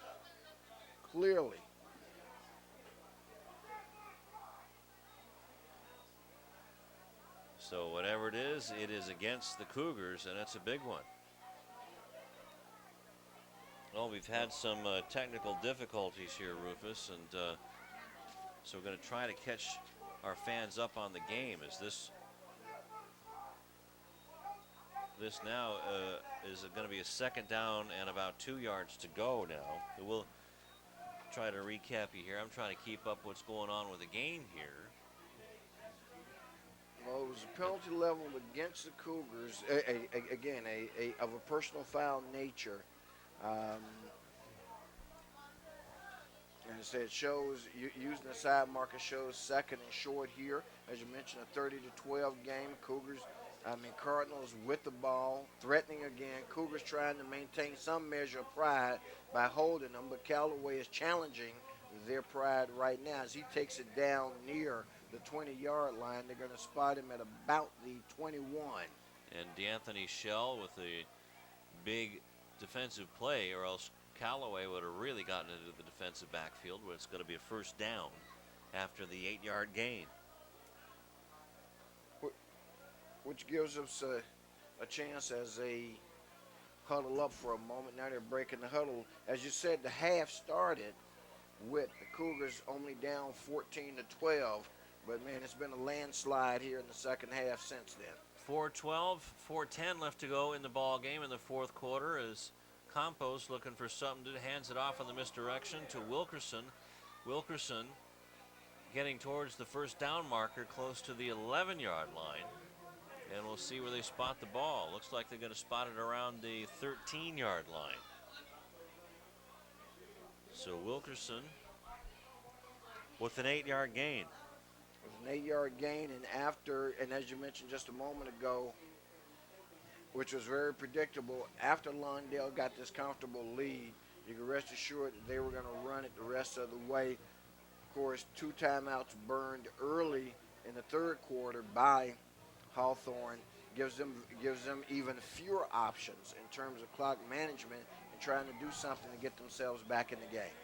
Mark Wheelington split out to the near side, and now Hawthorne standing tough, but the Cardinal running back looks like he's close to the 11-yard line. And sorry about that. And now there's more excitement in the stands than there is down on the field, which is an unfortunate set of events as we watch a replay here. So Callaway gets down to the 11-yard line and a first down. So a 2-yard gain, 1st and 10. They still have the chance to get a first down, the Cardinals, but Wilkerson wants to get into the end zone and does for the touchdown, Lawndale. 36-12 with 2:52 left to go in the ball game. And that's the second touchdown for the newest weapon, Crawford Wilkerson. 5'3", 170-pound package. Really got things going. And we'll see again on the replay here, where we're down ground level. Once in a while, if we can see it from up top, it's a little better view. But there you see Wilkerson, the blocks there. But by the time a defender gets in, not much going on at that point. Yeah, that's true. And we're going to go to Rashawn down on the field after the conversion try. And they're going to go for the 2-pointer. Double wing formation for Campos, or check that for Belton. Ball was loose, so they don't convert on it, and the 2-point is no good. So 36-12 is the score. Lawndale well on their way to 1-0. And let's go down to Rashawn Haylock. Hey guys, you know, it was a night that started so promising for this Hawthorne Cougar team. Went down into the locker room at halftime down by 2 points, but since then, Lawndale has come out with a storm. These players on this Hawthorne sideline have gotten a little bit restless. You can see it in their body language. Even the fans, guys, I don't know if you know it or not, but right to the left of you, there's a fight breaking out right now. So officials are trying to figure that out and fizzle that down a little bit. A lot going on right here. Not necessarily positive for the Cougars, though, on this night. Let's send it back upstairs to you. All right, thank you very much, Rashawn. And we don't want to give those guys any publicity, so let's just not mention that at all anymore. Trying to keep it nice and easy here. 36-12 as the Cardinals are flying nice and easy. 22 unanswered points, and now some tempers are flaring down on the Hawthorne bench with number 73, Kala Lasike, and number 78, Josh Mills, getting angry at each other. Well, you know what? That means they care. Yeah. At least you hope so. That's good to see, to get some fire in the belly of the Cougars, you know. Yeah, well, tough second half for them, you know. Cardinals, they're picking up right where they left off. They averaged 34 points a game last year. Thus far, they've got 36 on the night. They'll probably be with 2:42 left. So the return gets to the 30-yard line, where it will be 1st and 10 for Hawthorne at their own 30-yard line. Wilkerson capped off an 8-play drive that went for 53 yards on the drive, and it took about 3.5 minutes. So this Hawthorne team has just really been run into the ground by the Cardinals in their double wing offense. They absolutely have. As you said, their defense was on the field a long time to start the third, over 9 minutes, and as they scored, the Cougars not able to respond offensively or to sustain a drive to keep their defense off, and now we have a near turnover. Cougars do recover, though. And then, of course, you had the breakdown in terms of the players' discipline, picking up personal foul after personal foul. I'm not sure whether, there were quick flags by the officials or what, but it's the same thing we say in basketball. It's true of the football player. You've got to make an adjustment to how the officials are calling the game, and if you see they're calling it tight, then you got to back up some. They hurt themselves, quite frankly.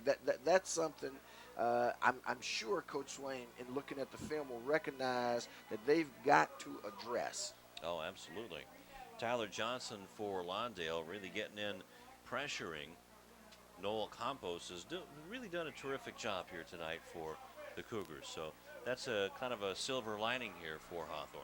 And that's one of the things I was going to ask you about, Lou. What are the bright spots for this Cougar right effort there that you've seen tonight? Tui Halamaka is one, Campos is two. So you got two cornerstones, and then you've got the big offensive line. They're inexperienced. These guys were all JV players last year. This is their first taste of playing at the varsity level. It's going to take them a while to get their legs under them. A nice defensive play by Gelson Cuevas to really grab Tuia Halamaka like a bull in the bull ring there, bulldog him down. Absolutely. And on the Cardinals side, the Cardinals have opened the season very impressively. I mean, they don't have to make any apologies for coming out here and putting up 36 points on the board with the way that they've played, using the weapons, as you mentioned, that they have between Callaway, Fleming, and the other young running back. And now we're going to see them taken down. And probably now you're going to have celebration penalty go against the Cardinals. That's Tyler Johnson and Raphael King with a big sack. It was 3rd down and 18. But now the ball goes all the way back to the 20 or to the 10-yard line, so it's going to be 4th down and 30 yards to go, but with the personal foul or the unsportsmanlike, it's going to be only 4th and 17. 4th and 17. What I don't like that they should add, I think, from a officiating point of view, and this is not for the officials, but it's for the rules committee, and that is that just like at every other level, a personal foul should be an automatic first down. I mean, otherwise, there's no disincentive for dirty play, and not saying that anyone here has played dirty, but for those, because that's not what I'm saying at all. But what I am saying is that if I've got 4th and long, I can afford to be extra aggressive, because the worst thing that can happen to me is that, okay, I got a 15-yard penalty, but it's still going to be 4th down for them. That's right. Okay. There's Noah Campos, and thinking about what will be in the future for this Hawthorne team, as I believe they take on North next week, another Pioneer League. Exactly. In fact, foe. they're running a gauntlet through the Pioneer League this year, Lou. Here's Cougars football. You're right. They've got North. They've got Torrance. They've got Centennial, all Pioneer League teams. And then they take on Lusinger on the 10th of October. So how do you think this is going to do for Coach Swain's team taking on more than half of the Pioneer League? Well, we'll see what their Pioneer League record is. Right now, they're 0-1 in Pioneer League play.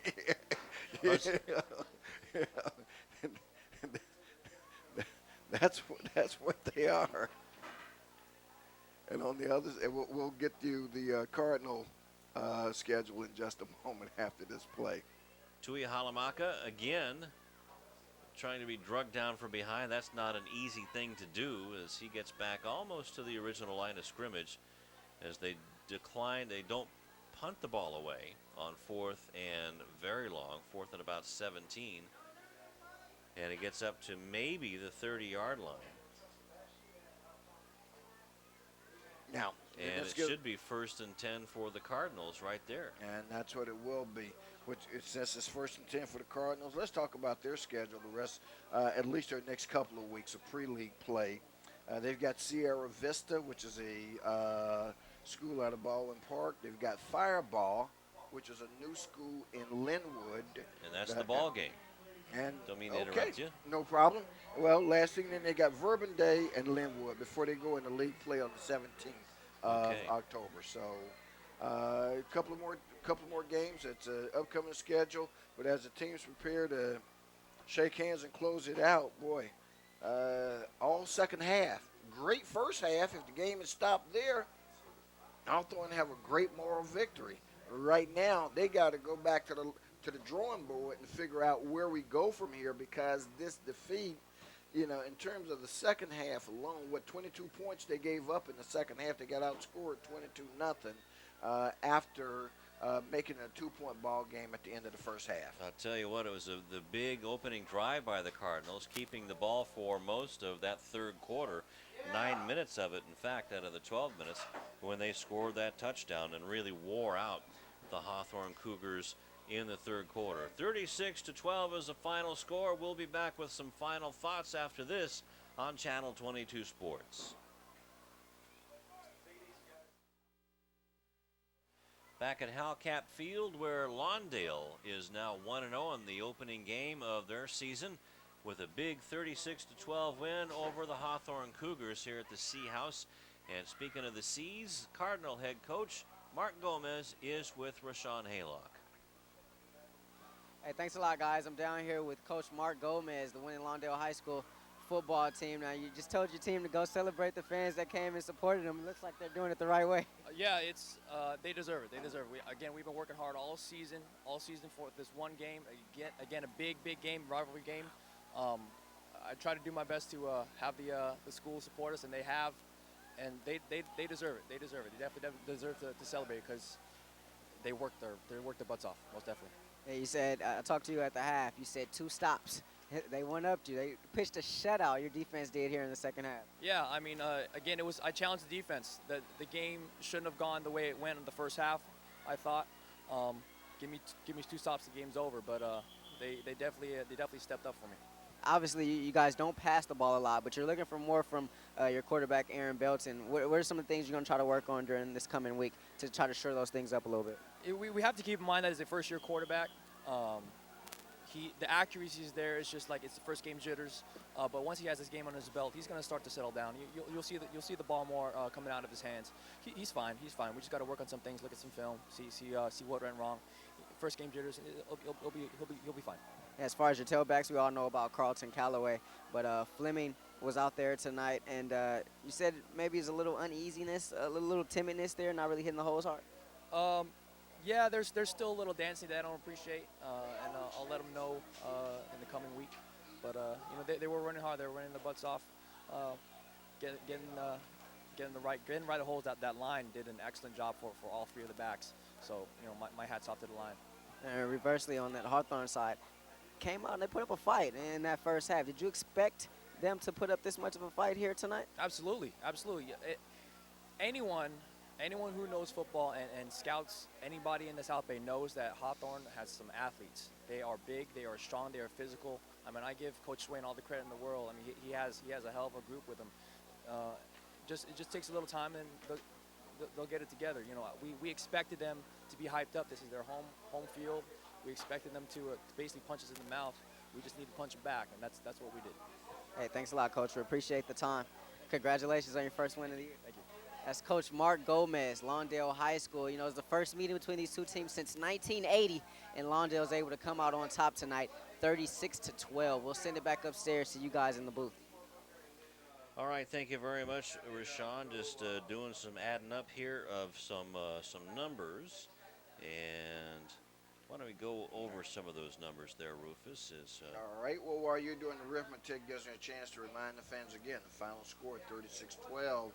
Cardinals come on the road, short road trip, just a couple of blocks from their own campus here next door in Lawndale, but they do come over and take over the district rival. A budding rivalry it is in terms of playing the Hawthorne Cougars. Both teams looking to get some things done. The Cardinals come out a little bit more successful tonight because they come out with the victory, 36-12. In fact, they pick up where they left off, as I said, averaging 34 points last year.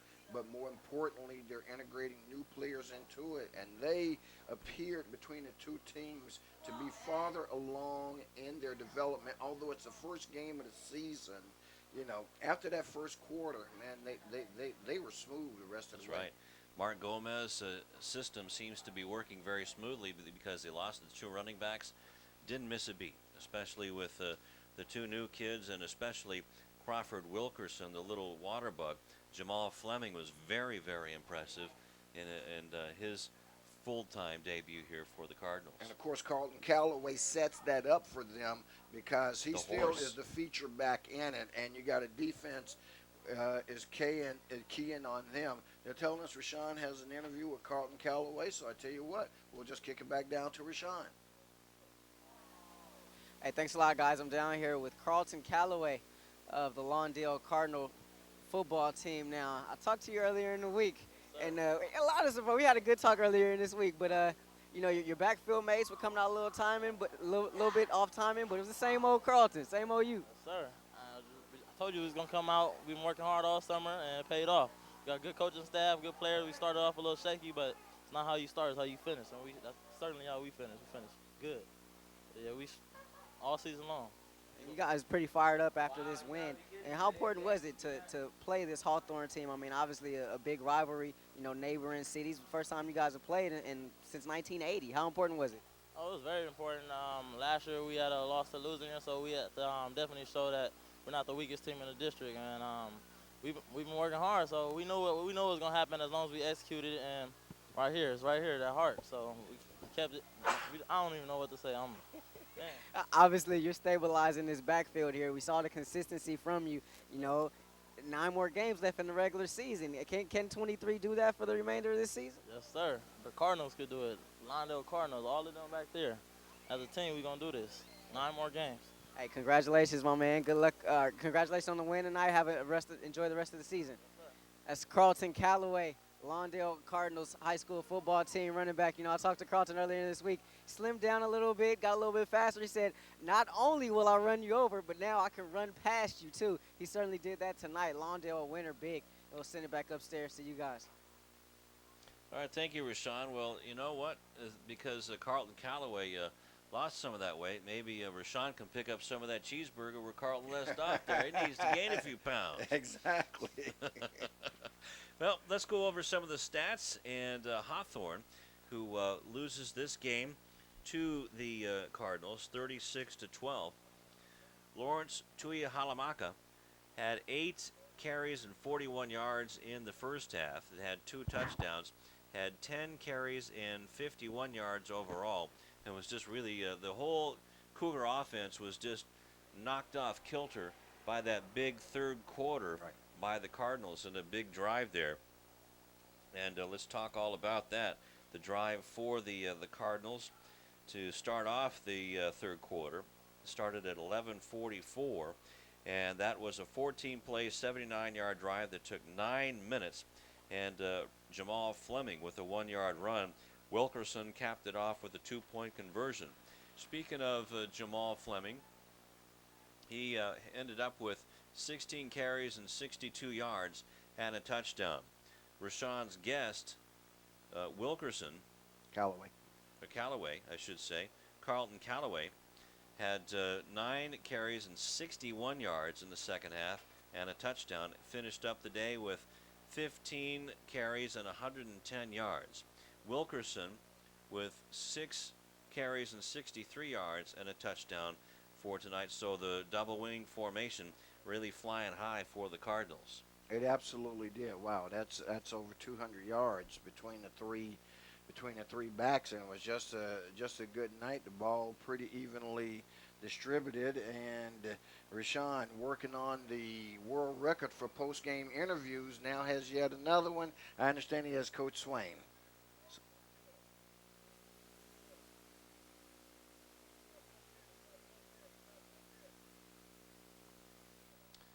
And we'll get back to Rashawn when we get to put another quarter in the machine there. So, all right.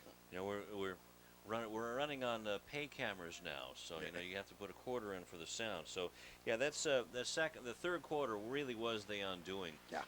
It came in 14-12 into the second quarter as Tui Halamaka returned a 21-yard blocked kick at the end of the second quarter, to make it 14-12, and now Rashawn has everything ready to go. Let's go down to the field. Thanks, guys. I'm down here with Coach Swain, Hawthorne High School. Coach, tell it 2 halves. First half, going into the locker room down 2, playing spirited. Second half kind of got you guys tonight. Yeah, so then we went in, we tried to make the proper adjustments. We felt real comfortable about those adjustments going in. I guess that long drive, we shot ourselves in the foot with a couple of penalties. We kept that drive alive, but that long drive kind of took the wind out of ourselves. Yeah, but still a lot to grow on here tonight. I saw a lot from your team tonight. Was it the same on that sideline for you as a coaching staff? Yes, you know, a lot of positives to build on, and a lot of things are correct also. But I think that, you know, we know we're taking giant steps, and we need to still a journey. So those were just some first steps. And I talked to Coach Gomez just a little while ago. He said one thing everyone knows about Hawthorne High School is that they always have a lot of athletes year in and year out. They were out there tonight. You know, Noel Campos leading the group. What is it now? How do you take that next step to get these guys to further believe? You know, because these are your guys now. It looks like they're getting it, but now to further believe it as you guys continue through this season. Well, you know, we gotta get a positive W on that board, and you know, we're not just talking about winnings with the numbers. Those things will take care of themselves if we take care of the right things. Cut down the penalties, cut down the unnecessary roughnesses. You know, be disciplined, don't jump off sides. So those are the things that we can do, and I know we can get a W in here and then just start the ball rolling. Hey, thanks a lot for the time, Coach. Appreciate it.